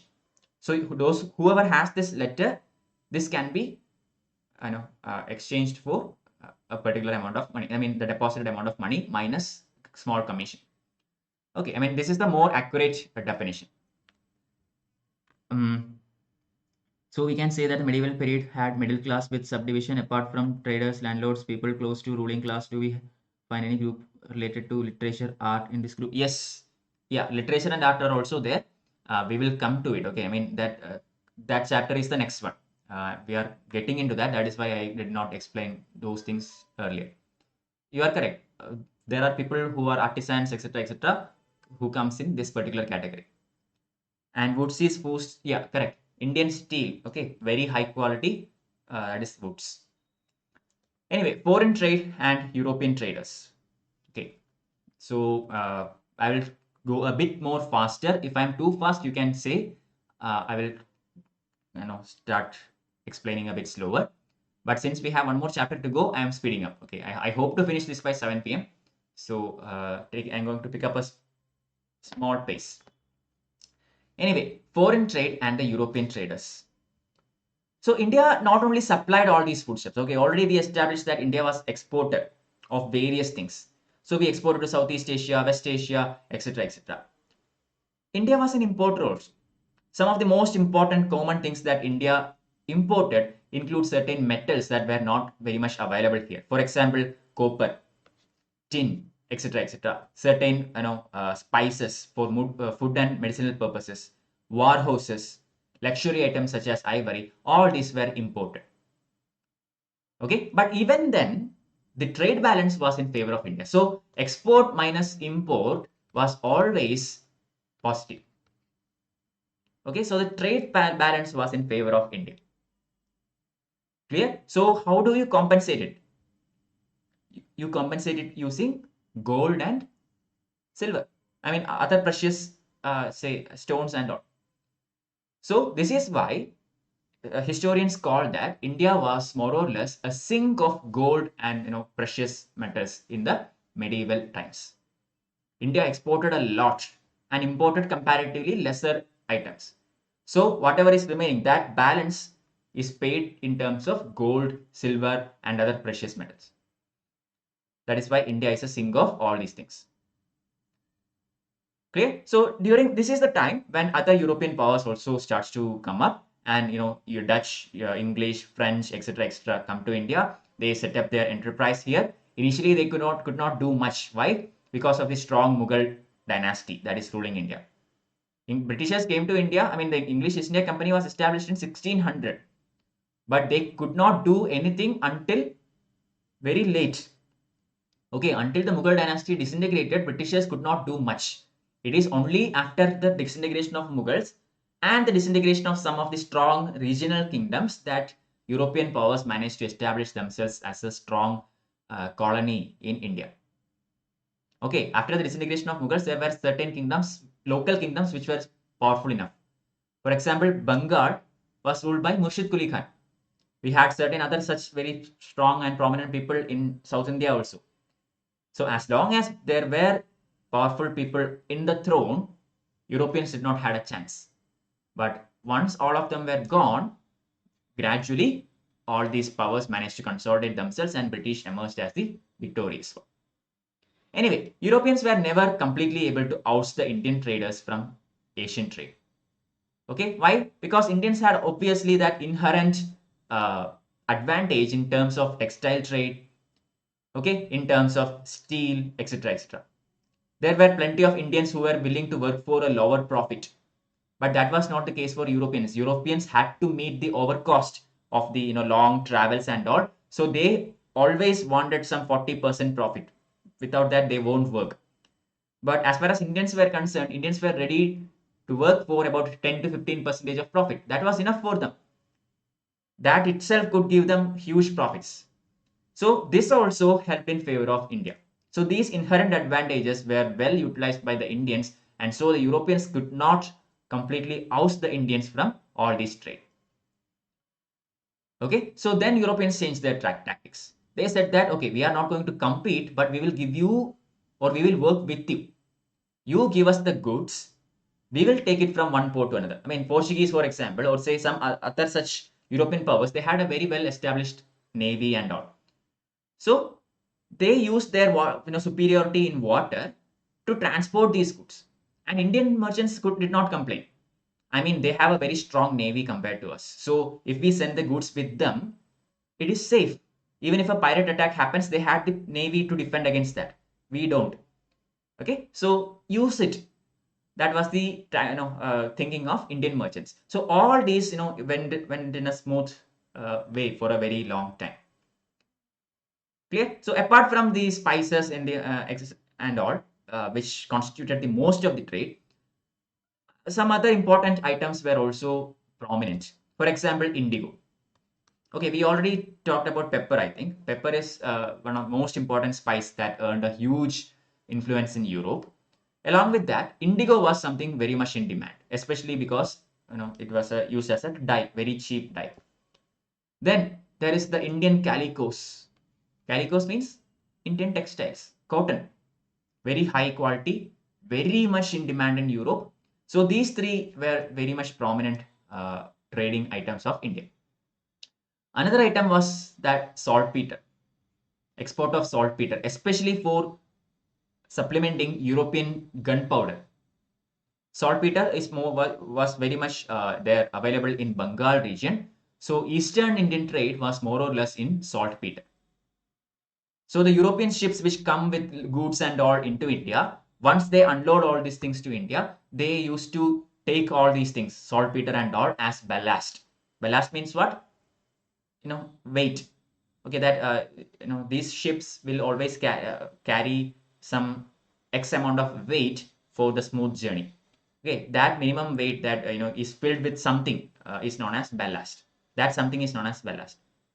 Okay, there are instances where if you remember, certain ships simply uses lots of soil or rocks or whatever just to maintain that weight. Okay, so instead of all that things, Europeans used all these saltpeter, etc., in order to serve as ballast.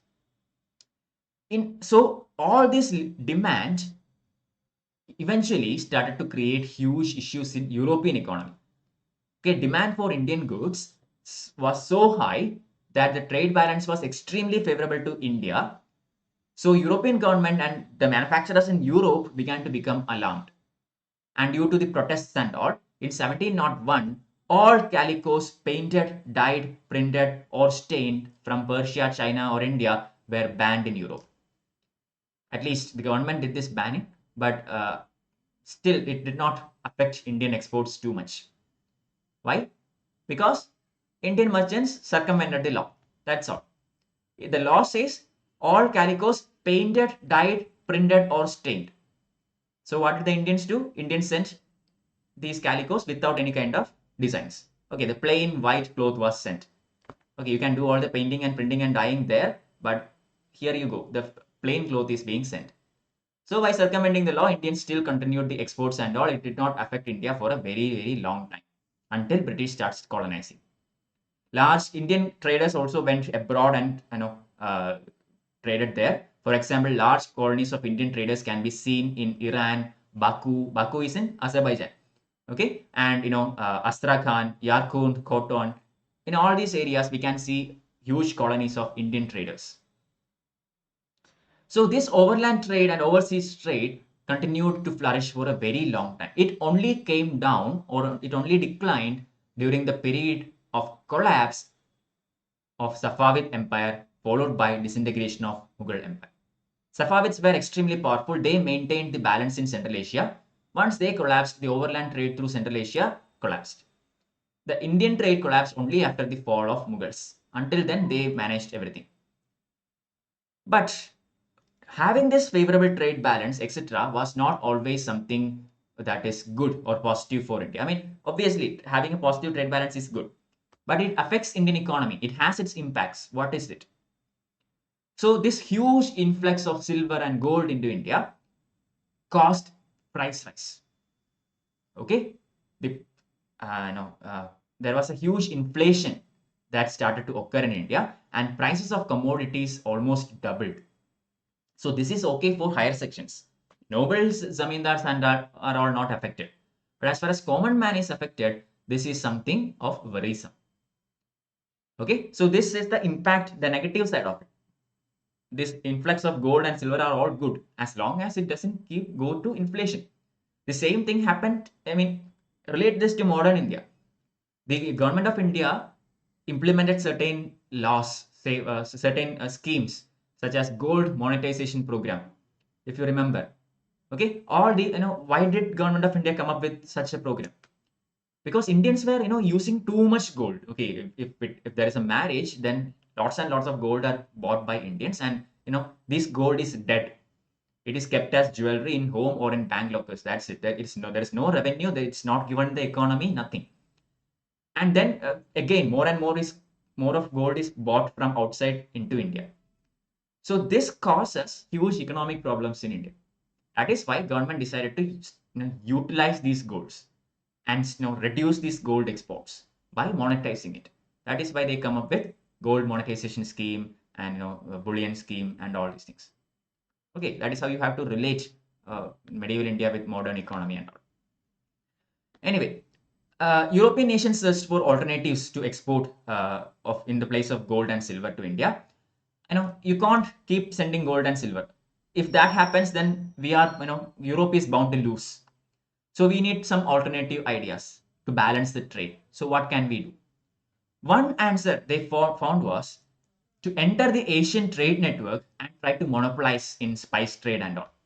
Capture the trade of Indian textiles, etc., etc. This was one solution they found. But they could not do it initially. Okay, I mean, eventually they did it, but in the initial stages, this was a complete failure. Why? Because Indian merchants had that inherent advantage. We already spoke about it. So since this did not work, they tried to acquire empires in India and its neighborhood. That too did not work initially, but it eventually worked when internal and external factors started to weaken India.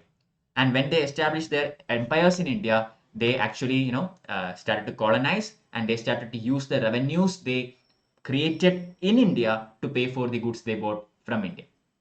So a single-sided drain started from India to Europe. And you know what happened. The rest of the story we have already covered in modern India. So the last chapter for today, cultural and religious developments. Small chapter, not too much slides. So I'm going to take it anyway. Okay, because I do not want to extend more number of classes. In the next class also there will be 2 chapters, but that is more or less the same. Disintegration of Mughal Empire. So as far as the cultural and religious aspects of Mughal India is concerned, what are the developments? So as an introduction, we can simply say that there has been an outburst of many-sided cultural activity in India under the Mughals because of all the obvious reasons. Okay, and all these cultural aspects that happened, or this composite culture that developed during this time, set a norm and deeply influenced all the succeeding generations and dynasties that came up all over India. Because of all these reasons, the historians call the Mughal period as the second classical age following the Gupta age in northern India. Okay, after the decline of Gupta period, this is the next classical age according to the historians in terms of cultural activities. So since the Mughals are from Central Asia, they have the Turco-Iranian culture in them, and when they came to India, they brought this culture, and this also mixed with Indian culture. So Indian traditions, etc., started amalgamating a lot of Turco-Iranian features into it, and there developed a composite culture. Okay, so that kind of a composite national culture developed in Mughal India. So we are going to see one by one architecture to begin with. So I mean, these are simple points, so I'm going to go through it a bit quickly. Magnificent forts, palaces, gates, buildings, baolis. Okay, lots and lots of architectural marvels were conducted during the period of Mughals. We will see about the important buildings and all when we take art and culture. Okay, at that time we have to study about individual buildings. Okay, Taj Mahal, Humayun's tomb. What are the kinds of architecture going into that? What is the dome architecture, trabeate architecture, arcuate architecture? All that we will see at that time. But anyway, today in this chapter, I'm sticking with this textbook. So these are the points given. Magnificent forts, etc., palaces and all were built by Mughals. And this, formal gardens with running water. Use of running water was a very prominent feature of Mughals.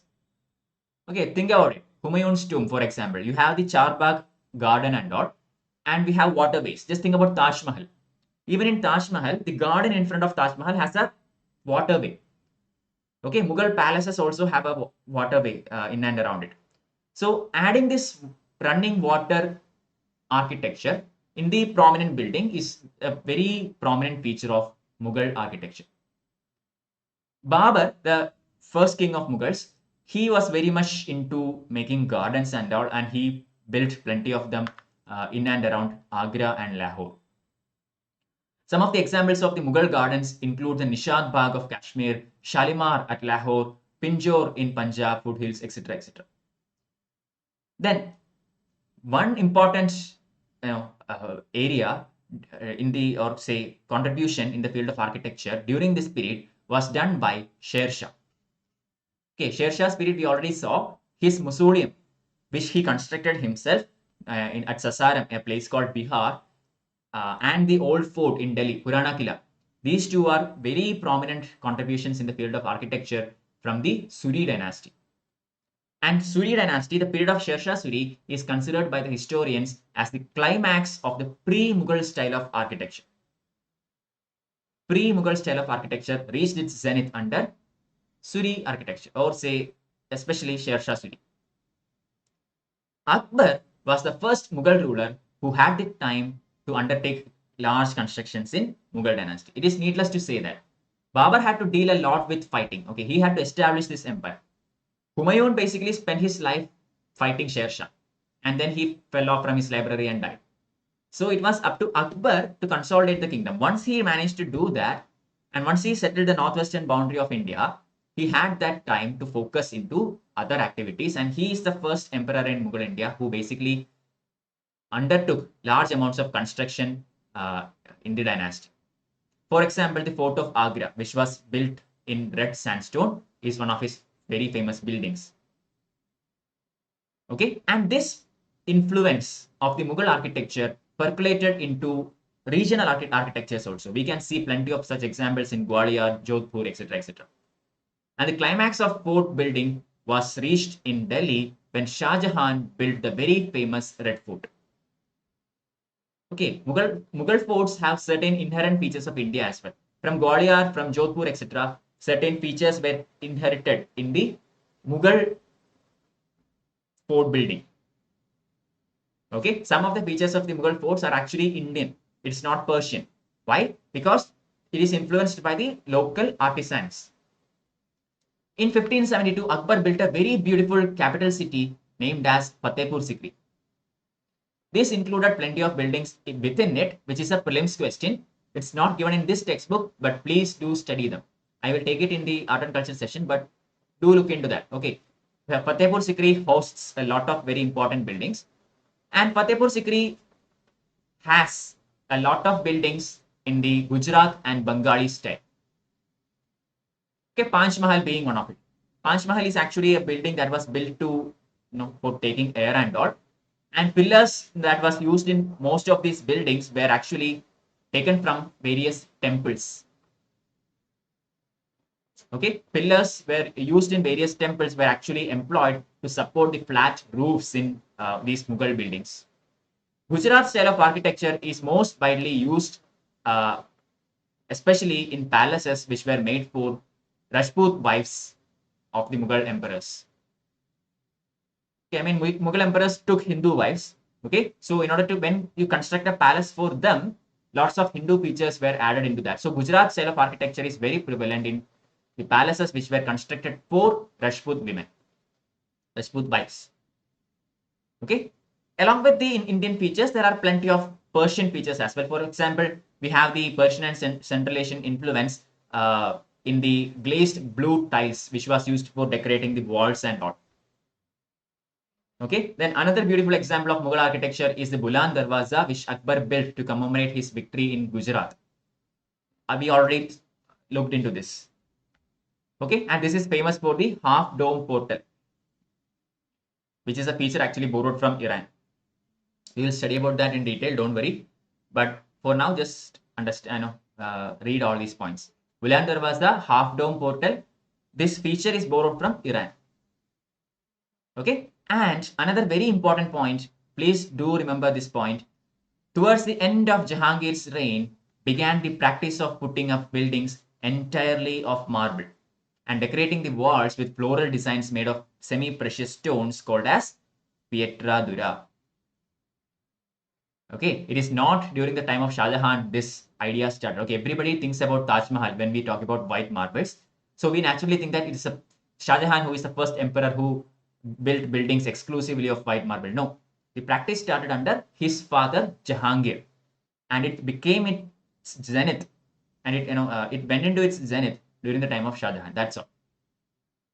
Okay, and all these were beautifully designed with intricate designs of precious stones, and this is known as pietra dura. You can see a lot of it in Taj Mahal. Okay, you have seen certain Mughal designs and all, right? Like leaf signs and Quranic verses, etc. Very beautiful designs can be seen, etc. in using precious stones. This is known as pietra dura. So the biggest or the best, say that one building which summarizes the entire Mughal architecture in medieval India is Taj Mahal. Unquestionably, Taj Mahal. Okay, it was one of the 7 wonders of the world. Taj Mahal is that building which encompasses all the features of Mughal architecture. But there is one similar building to that of Taj Mahal, which is made of, which has a huge tomb and is made of, marble and all. That is the Humayun's tomb. Okay, so Humayun's tomb is basically considered as a precursor of the Taj. It also has a double dome, which is a very important feature of it. Okay, double dome means one dome inside another dome. Okay, and this double dome architecture is a particular feature of Humayun's tomb. Mosque building reached the highest its climax under Shah Jahan. Why? Moti Masjid in Agra Fort. Okay, Jama Masjid in Delhi. Jama Masjid is in Red Fort. Okay, I mean, sorry, in Delhi is actually built with red sandstone. Okay, and Moti Masjid is completely built with marble. The substance used to build all these monuments are also very important for UPSC. So please do study that. Taj Mahal is white marble. Moti Masjid is marble. Jama Masjid is red sandstone. Red Fort is obviously red sandstone. Agra Fort is red sandstone. Okay, so study all those things. And this tradition continued up to Shah Jahan. But we do not come across many buildings from the time of Aurangzeb.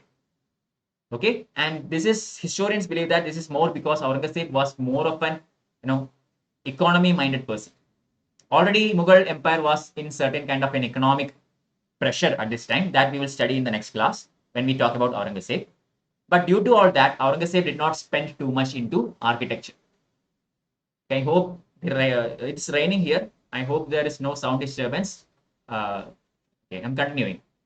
Mughal traditions influenced the palaces and forts of many provincial and local kingdoms as well. No need to say that, repeat that. Best example, Harminder of the Sikhs, also known as the Golden Temple at Amritsar. This was built on the arch and dome principle, which also incorporated a lot of features from Mughal traditions of architecture. Okay, the Golden Temple in Amritsar has a lot of features from Mughal dynasty. So when such a powerful dynasty rules all over India, obviously these regional kingdoms will inherit some of the features which are prevalent in the bigger dynasty. Moving on to painting. Okay, that is all about architecture. Now moving on to painting. So Mughals introduced new themes depicting the court, battle scenes, and the chase, etc., etc. So secular paintings were very much prevalent. Okay, it's not always religious paintings. Plenty of secular subjects were taken up. There was a richness of the style, again due to the composite tradition. Okay, some Indian aspects were also taken. Some Persian aspects are also there. Some Afghan aspects are also there. So all these added to the richness of the style. Okay, provincial kingdoms such as Malwa and Gujarat, they extended patronage for painting during 15th century. So regional styles also developed a lot. And the earlier, there was a revival of the original Mughal paintings only under Akbar. We do not see much during the time of Babur and Humayun. It was during the time of Akbar that we see a vigorous revival of painting. When Humayun came back from Iran after the death of, finally destroying the Sur dynasty, he brought painters from Iran to India. Okay, and later on, under the leadership of Akbar, a painting workshop was set up in India. All these are points for prelims. Don't forget. So it is under Akbar the two very famous painters in history, Daswant and Baswan, decorated the court. Okay, these two were two famous painters in Akbar's court. Humayun also brought in two very important painters like Ustad Ali and all. We will talk about that in the upcoming art and culture session. It is not given in this textbook. Okay, but it was under Akbar, Daswan and Baswan adorned the Mughal court. Apart from, usually these painters were brought in to decorate architectural, buildings, and similarly to illustrate fables, etc., etc. But they were also given the task not only of illustrating Persian works, but also of Hindu works such as Mahabharata and, say historical works such as Akbarnama, etc. Clear? There was no, religious discrimination in the field of art and culture as well. So when Indian features were added to the inherent Persian feature, Persian painting style started to develop somewhat a three-dimensional character. In general, Persian painting was very flat. Okay, so the technique of Indian painting using the round brushes and all, this gave a three-dimensionality to the Persian painting. So this is something that we see in the exclusive, development of that composite culture. And Mughal painting finally reached its climax under Jahangir. Again, very important. Mughal architecture reached its zenith under Shah Jahan. Mughal painting reached its highest in the reign of Jahangir. Under Jahangir, special progress were made in portrait painting and all, and painting of animals. Mansoor was the greatest name in the field at that time. Okay, Mansoor was the painter during the time of Jahangir. So if you remember, there is an Islamic law according to which human beings and animals cannot be painted. Okay, I mean that was, that is banned or prohibited based on Sharia. But from Jahangir's time, we see specific focus into portrait painting and painting of animals. This also shows the reflection of contemporary values and progressive and liberal thinking during the time of Mughal dynasty. Under Akbar, European painting was also introduced in the court. Again, a prelims point. It was during the time of Akbar, European paintings were introduced in the court of Mughals. Why? Or who did it? It was done by Portuguese priests.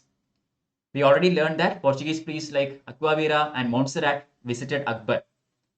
Okay, during the early days of, Ibadat Khana and all. I mean, after Ibadat Khana was closed and all. Okay, so Portuguese actually introduced European methods of painting in India during the time of Akbar. But as usual, by the time of Aurangzeb was a very peculiar personality. Okay, he lacked interest in painting, and because of his lack of interest, he dispersed all the court artists, basically there was all these artists who adorned the Mughal court earlier were dispersed, and all of them went into various regional kingdoms here and there, and started their own methods of painting in those areas. For example, a lot of them went to Rajasthan, some of them went to Punjab hills, etc., etc. Okay, but some of the successors of Aurangzeb actually revived the Mughal painting, and Mughal painting continued to flourish for some more time. Rajasthan style of painting is a combination of all these things. Okay, because of the influence from the Mughal court, Rajasthan painting is a combination of a lot of themes which are Western Indian style, of Jainist school of painting, and also styles of Mughal forms. In addition to hunting and court scenes, it had paintings of mythological themes as well. For example, the dalliance of Krishna and Radha, the Barahamasa, or the different seasons, the different melodies. So various such themes were also taken up for painting in Rajasthani school. Pahari school of painting continued all these traditions. There are a lot more number of schools of painting which are important for us. That all we will be discussing during the time of art and culture. Okay, now comes language, literature, and music. Any questions? Sapti paved way for cash payment because state understood importance of liquidity, and also in kind payments had their drawbacks. Yes, correct. In kind payments had their drawbacks because you can't keep these grains for a long time, right? I mean, in the modern day we have warehouses and all. Even then, these are getting destroyed after some time.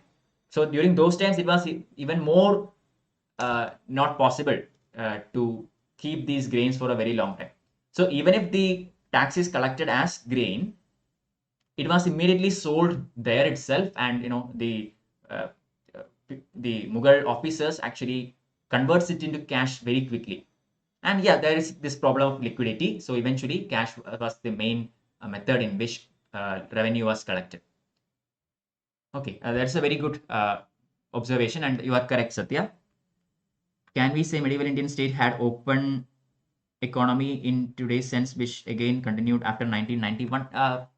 Not exactly like that. Okay, it's very hard to compare in that way, but to an extent that is true. Okay, that there was no complete state monopoly over anything. Understood. I mean, we except in, as we said, in certain arms and say in shipbuilding and all, there was some kind of interference from the government, but we can't say monopoly. Okay, we can't say there was complete monopoly in shipbuilding by the Mughals. No, and there was no monopoly in certain other goods and all. So in after 1991 also, after the LPG reforms, Indian economy became very open, and lots of things were denationalized and privatized. Okay, so yeah, to an extent that you are correct, a kind of open economy was very much there, but still government intervention was pretty much there. Okay, even in modern day, that government intervention is there, right? Even if something is entirely given to public, still regulations will be there. Okay, Keynesian theory is very much used even these days. Mir Said Ali and Abdul Samad Humayun's time. Exactly, correct. I think I mentioned Ustad Ali, right? Sorry, that is the gunner. Sorry for that. Mir Said Ali and Abdul Samad are the painters who came with Humayun. Very good. Okay, Dinesh Agarwal, please ask the question. Then next question. Okay. Yeah. Okay, Satya, I think you understood that. So I'm moving on. Language, literature, and music. So we have some more to go. I mean, few more slides are there, and it is 6:47 already. So we will complete it in 15 minutes. Okay. Anyway, language, literature, and music. So just like in all other fields like art, architecture, and all, there was definite Mughal influence in language, literature, and music as well. So needless to say, there was role of Persian and Sanskrit in the development of language. Okay, Sanskrit being the language which existed in India, and Persian being the language brought by the Delhi Sultanate and then by the Mughals. So these two languages had their influence. And the Sufi and Bhakti movements also had huge influence in language, literature, and music. We already studied this. Okay, and apart from all these, regional languages also start to develop a lot due to the patronage extended to them by local and regional rulers. No need to explain. By the time of Akbar, this point I explained in previous class. By the time of Akbar, the practice of keeping the court records in two languages was abandoned. The revenue records were kept in Persian and Hindavi until the time of Akbar. But by the time of Akbar, Persian was very well known in the administrative circles of India that the need to keep the records in Hindavi was not there anymore. So Akbar discontinued the practice of keeping records in Hindavi. So this is very important for your prelims, this point. All right. Now, the tradition of keeping revenue records in local languages continued in Deccani states. So in South India, other languages were also there. So that practice continued. Persian poetry and prose reached its height during the time of Akbar. Akbar basically filled his court with very efficient scholars and all, people like Abul Fazl, Faizi, etc., etc. So naturally, poetry and prose reached its zenith. It is Faizi who actually translates Mahabharata into Persian. Okay, translation of Mahabharata into Persian was done by Akbar's, one of the Akbar's court poets, Faizi. Other important personalities or other important Persian poets who lived in that time are Udbi and Naziri. Very important. Okay, and a number of Sanskrit works also were created during this time. Okay, don't think that Sanskrit completely declined and nothing was done in Sanskrit. No, there were plenty of works which came out in Sanskrit as well. That is a very interesting thing as far as historians are concerned. Despite the rulers being Muslims and Persian and Afghan and all, still plenty of Sanskrit works were created. Maybe not as much as that were created in ancient India, but still a considerable number was created. And most of them were produced in South India. and East India. Okay, South and East India. In Hindi, the Padmavat written by Malik Muhammad Jaisi and regarding the attack of Alauddin Khalji on Chittor, etc., were expounded by Sufi saints and all. Okay, so Hindi literature also started to come up a lot during these times. Urdu is another thing that developed around this time. Not around this time, but it also paced up during the time of Mughals. From the time of Akbar, Hindi poets began to be attached to Mughal court.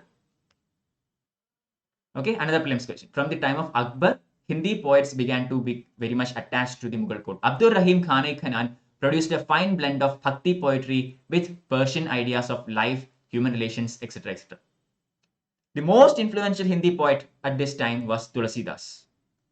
Needless to say, Tulsidas, who wrote Ramacharitamanasa, very important personality who we have to study in detail. He is the most influential person in Hindi poetry at this time, and he basically I would say rejected the idea of social and caste rigidity and all, and he gave importance to individual qualities than the qualities acquired by birth. In South India also we see the development of various languages. We already saw the development of Telugu, etc. during the time of Vijayanagara Empire. But now we see the development of Malayalam, my native language, okay, the language of Kerala, etc. came up during this time. Marathi was developed during the time of Eknath and Tukaram in Maharashtra region. Punjabi developed due to the patronage given to it by the Sikh gurus. Okay, so these are the contributions in the area of literature. As far as music is concerned, the first name that comes to your mind is Mian Tansen. So what is the real name of Mian Tansen? Can anybody tell me? The real name of Mian Tansen is Ramatanu Pandey. So he was Akbar's court musician, and Mian Tansen of Gwalior is actually credited to have composed a lot of ragas. Jahangir and Shah Jahan also continued this practice, and they also kept lots of musicians in the court and all. Aurangzeb banished singing from the court. Okay, I mean he's a typical character, Aurangzeb. He banished all these musicians and singers from the court, but he did not dismiss the playing of musical instruments. He banished singing in his court, but not playing musical instruments. Very important. Aurangzeb himself was a very good veena player. Okay, so he allowed continuation of instrumental music, but no vocals. All right. Music in all forms continued to be patronized by Aurangzeb's queens and his sons. Okay, that is different. Although the royal darbar, the emperor's darbar was free of vocal music, but his queens, his princes and all continued to support and patronize all kinds of music. And because of these reasons, a large number of classical Indian music treatises were actually written during the time of Aurangzeb's reign. Okay, written in a Persian language, but still these books on Indian music were written during the time of Aurangzeb's reign, even though he banned music from his court, thanks to his wives and sons. All right, some of the most important developments in the field of music took place around the time of Muhammad Shah Rangila, that we will study in the upcoming chapters. Muhammad Shah, also known as Rangila, during his time, we see he was a very luxury-loving king, and he patronized art, culture, music, and all. So we see developments in music during those times, which we will be taking in next class. And the last topic for the day, religious ideas and beliefs and problems of integration. This is the last section. So I know that I have been a bit fast. So if you are facing any kind of difficulty, or if you have any queries, please feel free to ask it. I will definitely take time and explain it to you. Okay. So yeah, let me continue. The Bhakti movement. Already I have said about Bhakti movement a lot in previous classes. So Bhakti movement was still pretty much present. And along with that, we have the Sikh movement in Punjab, and we have the Maharashtra Dharma in Maharashtra. Okay, that movement in Maharashtra is known as Maharashtra Dharma. And this, as far as the Sikh movement is concerned, it is very closely linked with the institution of Guruship. Okay, the Sikhs has 10 Gurus, right from Guru Nanak all the way to their last Guru, Guru Gobind Singh. They have this Guruship. After that, passed on to the Guru Granth Sahib. Okay, so it was very closely linked to this guruship. And the fifth guru, named as Arjan Das, he completed a compilation of 6 scriptures called the Adi Granth or the Guru Granth Sahib. Okay, the original name is Adi Granth. Later on, the 10th Guru, Guru Gobind Singh, adds some more aspects to it and it becomes Guru Granth Sahib. Okay, so Guru Arjan, he, unlike the previous 4 gurus who lived in complete meditation and all those practices, Guru Arjan began to live in a very aristocratic manner. Okay, he started accepting the system of collecting offerings and all for the benefit of the Sikh movement. Okay, he actually even imposed a rate of 1/10 of the income of Sikhs to promote the Sikh movement in Punjab. So at this time, everything was very smooth. Okay, but a clash occurred when Guru Arjan Singh was imprisoned, and later on, his death during the time of Jahangir. Okay, what happened was Jahangir's son Khusru was conducting a rebellion, which we already discussed in the political side.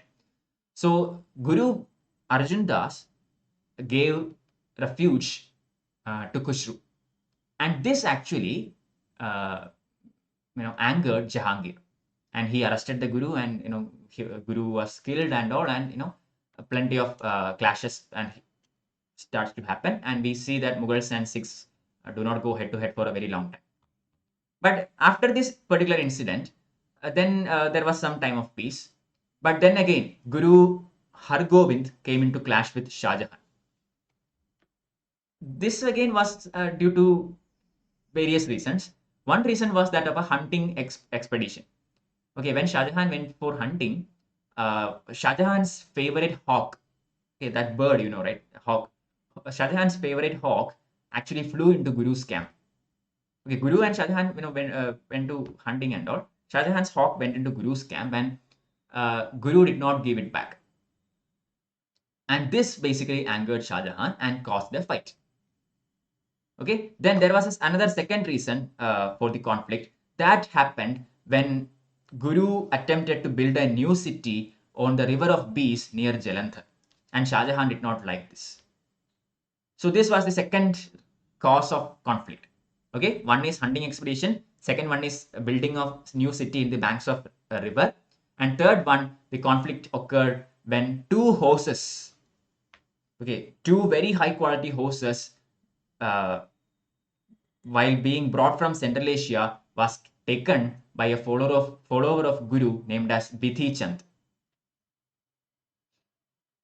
Okay, a follower of Guru named as Bidhi Chand stole these horses and presented them to Guru. I mean, it was being brought from Central Asia into India, and follower of Guru stole it and gave it to Guru. So this was the third reason for the friction. Okay, anyway, all these caused a huge friction between Shah Jahan and the Guru also, and later on also we will see plenty of friction between Aurangzeb and Sikh Gurus, and this continues for a very long time. Anyway, Gurus in general, Gurus assuming a rich lifestyle and being called a Sacha Padshah or a true sovereign by his followers is not considered as one of the main cause of friction between the ruler and the Guru. Okay, why? Because Sufi saints were also given such beautiful titles and they also lived in a very luxurious life, and it never bothered the Mughals. So some historians say that it is the lifestyle of the Guru, and Gurus giving themselves such beautiful titles. I mean, not themselves, their followers give the Gurus these beautiful titles and all. So some historians say that the emperors, the rulers, are not happy with these practices, and it caused friction. But there is no evidence to support the argument. Why? Because there are plenty of Sufi saints who lived such luxurious life, who were given such great titles and all, and Mughals were all right with it. And in general, Mughals were religiously broad-minded. So if Mughals were happy with the Sufis having those titles, there is no need to say no when the Sikh Gurus have the same. Okay, so that argument is not very much accepted by modern historians. Then Dara, Shah Jahan's eldest son, Dara Shikoh, with the help of the Brahmanas of Kashi, got Gita translated into Persian. Okay, this shows again the liberal attitude of Mughals. A Hindu religious textbook, Bhagavad Gita, has been translated into Persian by whom? A prelims question. It is done by Shah Jahan's son, Dara Shikoh. Okay, but the most important contribution of Dara Shikoh was actually the significant work on anthology of Vedas.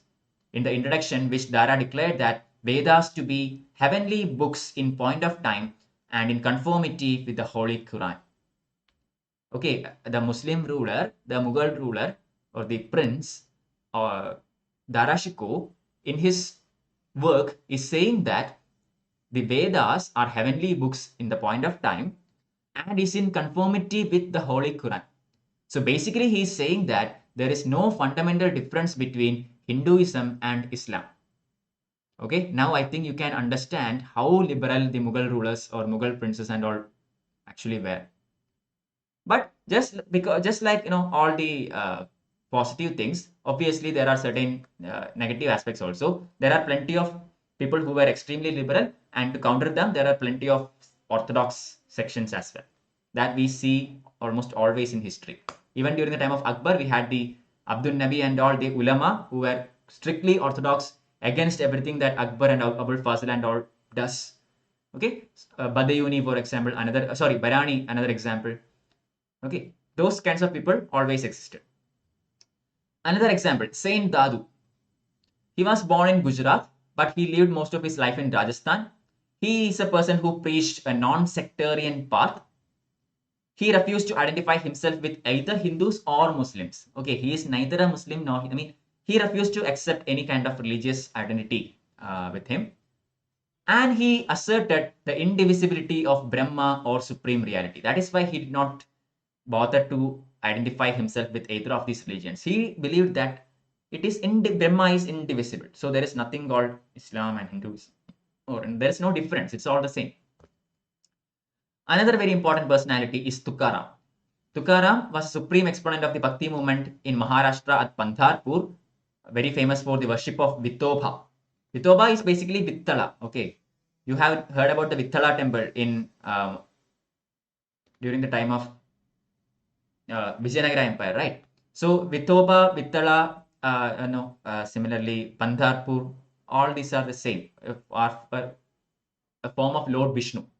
So this worship or this method of exponent of Bhakti became popular during the time of Tukaram. Okay, according to Tukaram, he was actually a Shudra by birth, but he did puja to God with his own hands. Okay, Shudras were not allowed to do that at that time. Still, it was reserved to higher classes, higher Varnas only. But Tukaram claims that he has done it. So again, a very liberal personality, very forward-thinking, progressive personality. So to countermand all that, we have certain orthodox factions. Sentiments of the orthodox Hindus were actually echoed by a personality known as Raghunandan of Navadvipa, modern-day Nadia in Bengal. So Raghunandan was an orthodox personality. He asserted the privileges of Brahmanas, stating that only Brahmanas had the right to read the scriptures and to preach. No one else can do that. Okay, even in modern day India, we study that. Raja Ram Mohan Roy, through his Brahma Sabha, is very, liberal personality, very forward-thinking personality. And then we have plenty of orthodox organizations as well. Okay, then moving on, Ramdas of Maharashtra, who was later a spiritual guru of Shivaji, was equally vehement in the assertion and privileges of Brahmanas. Okay, Shivaji's guru is Ramdas, and Ramdas is also a very much orthodox personality. So history is a mixture of everything. It's not like purely liberal or anything. Mughal rulers, or almost all of them, were purely liberal. Even Aurangzeb, except in certain matters, were liberal to a huge extent. But there existed in society various kinds of people, a section of whom were clearly orthodox. Among the Muslims also, while the trend of Tawhid continued apace, there was supported by many leading Sufi saints. A small group of orthodox ulama denounced it as also the liberal policies of Akbar. The ulama, we already talked about them. I am not going to repeat all that again. The most renowned figure among the Muslim orthodoxy and the revivalist movements among the Muslims was Sheikh Ahmad Sirhindi. This was the most prominent personality as far as Muslim orthodoxy was concerned. He was actually a part of the Naqshbandi school of Sufis, which is ultra conservative. Okay, and he is said to have introduced the Naqshbandi school of Sufism in India during the time of Akbar. Okay, it's not he who introduces it. I'm saying that Naqshbandi school of Sufis was introduced in India during the time of Akbar. And he was opposed to all practices and beliefs which he held were due to the influence of Hinduism. Okay, he was very staunch Orthodox, narrow-minded, conservative Muslim personality, and he vehemently criticized any practice that evolved out of the composite culture or because of the influence of anything outside Islam. For example, using music in religious gatherings, sama. Similarly, excessive meditation, visiting tombs of saints, all these were considered as something that was taken from Hinduism and hence were severely criticized by Sheikhs Ahmad Sirhindi. He also demanded reimposition of jizya. I think now you know what kind of personality he was. Okay, the only problem was the Mughal rulers were not so narrow-minded, so they did not really, pay too much attention to this personality. Jahangir actually imprisoned him. Okay, Jahangir imprisoned him for claiming a status beyond that of prophet. Okay, and Aurangzeb also did not pay too much attention to him. Even Aurangzeb's sons also did not pay, despite Aurangzeb being such conservative Orthodox Islamic personality, he too basically did not pay too much attention to Sheikh Ahmad Sirhindi. Anyway, this is the last slide. Okay, so to summarize, to conclude, we can say that there has been recurrent cycles of liberalism and orthodoxy in Indian history. Okay, as much liberal the society was, there has been orthodox sections also.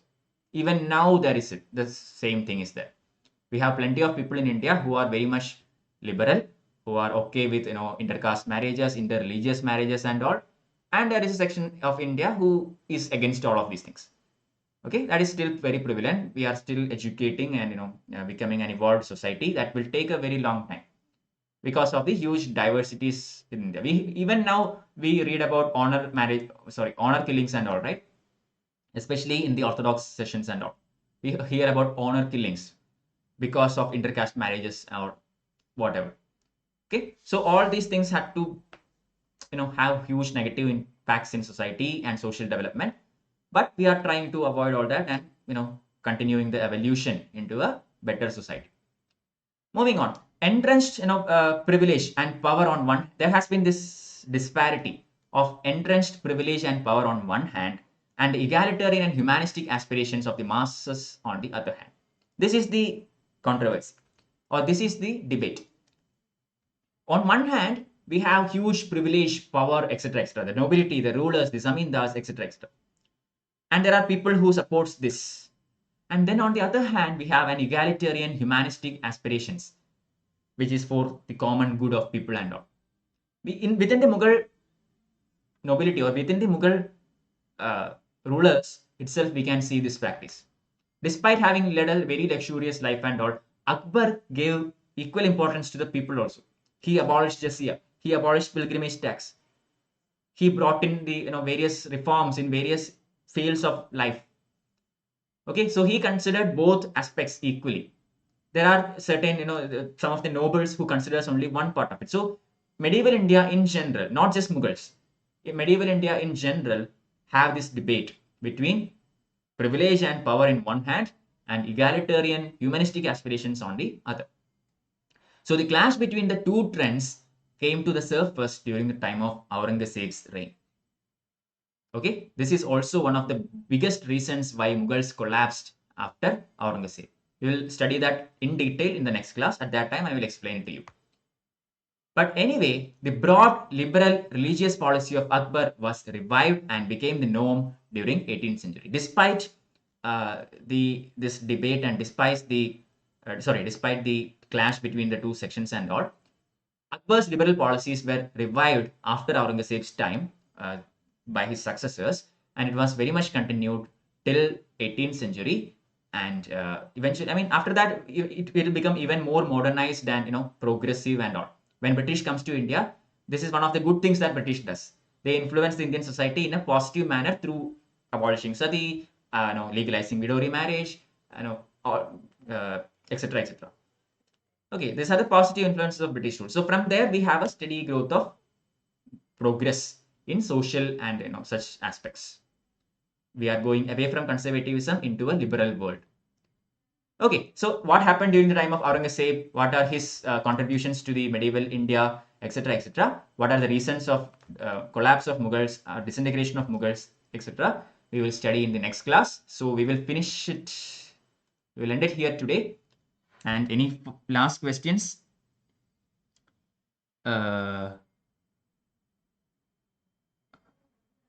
Question is that who was that exact protagonist in terms of Indian history if we are able to consider a single leader? I did not understand, Dinesh, your question exactly. Who was the exact protagonist in terms of Indian history if we are able to consider a single leader? Can we? I don't think we can consider a single leader at all. Okay, I mean, that is not possible. As I said, in the next class, we will discuss that in detail. Okay, many historians believe that, I mean, there are many people who say Aurangzeb is, one major person who is who led to the decline of Mughals. But it's not true. It's not just Aurangzeb. The collapse starts even earlier. Okay, it becomes more visible during the time of Aurangzeb, and it doesn't even start during the time of Aurangzeb. It actually become pronounced only after his death. It's not just in medieval India either. If we check ancient India also, we see the same thing. We have very powerful rulers, and then the reasons for the collapse starts during their time, but it becomes visible, or it actually starts only after their time. So we can't point to a single personality. It is a process that happens due to various reasons over time. Next question. This period saw great contribution towards literature, art, music, etc. Do we find any institutions exclusively for educating common people? No, not for common people. Okay, we find many madrasas and all, that's all, but we do not see any kind of element, say mass education systems at this point of time. Okay, I mean, even during the time of British, we did not come across much mass education methods. Ancient India also, it's not there. The concept of elementary education and education for the masses, etc., came very, very late. All right, during those times, vocational training is done within the family itself. The family job is passed to the son and it will flow through the family. That's it. There is no modern concepts or notions of schooling or anything during those times.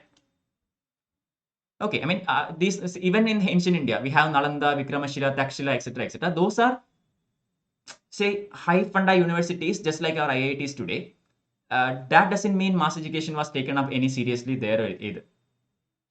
Okay, I mean, in temples and all, education was imparted to various people, but then in temples, who were allowed to enter? Were Shudras allowed to enter temples during those times? No. So mass education is nothing. I mean, in the modern sense, we can't say it existed in India during those times.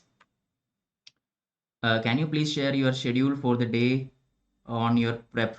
Okay, my schedule is a bit collapsed at this time, so I don't think following that would help you any better. Okay, I mean, once I finish ancient India and then art and culture and all, and after some time, I will stop these classes. Okay, I mean, once the exam is very close, I will have to stop these classes and go into full mode preparation. So at that time, I will tell you what the schedule is. But now a lot of time is invested into preparing classes for you, preparing these slides, etc., etc. So don't follow that schedule. Make a schedule of your own and study according to that. Okay, I will upload the slides in my Telegram channel. The link is given here. So please subscribe to this channel. Please hit the like button before you go and share with your friends also. Okay, so that's it for today. Thank you for joining. See you again in day after tomorrow for the final lecture of Medieval India series. Bye bye.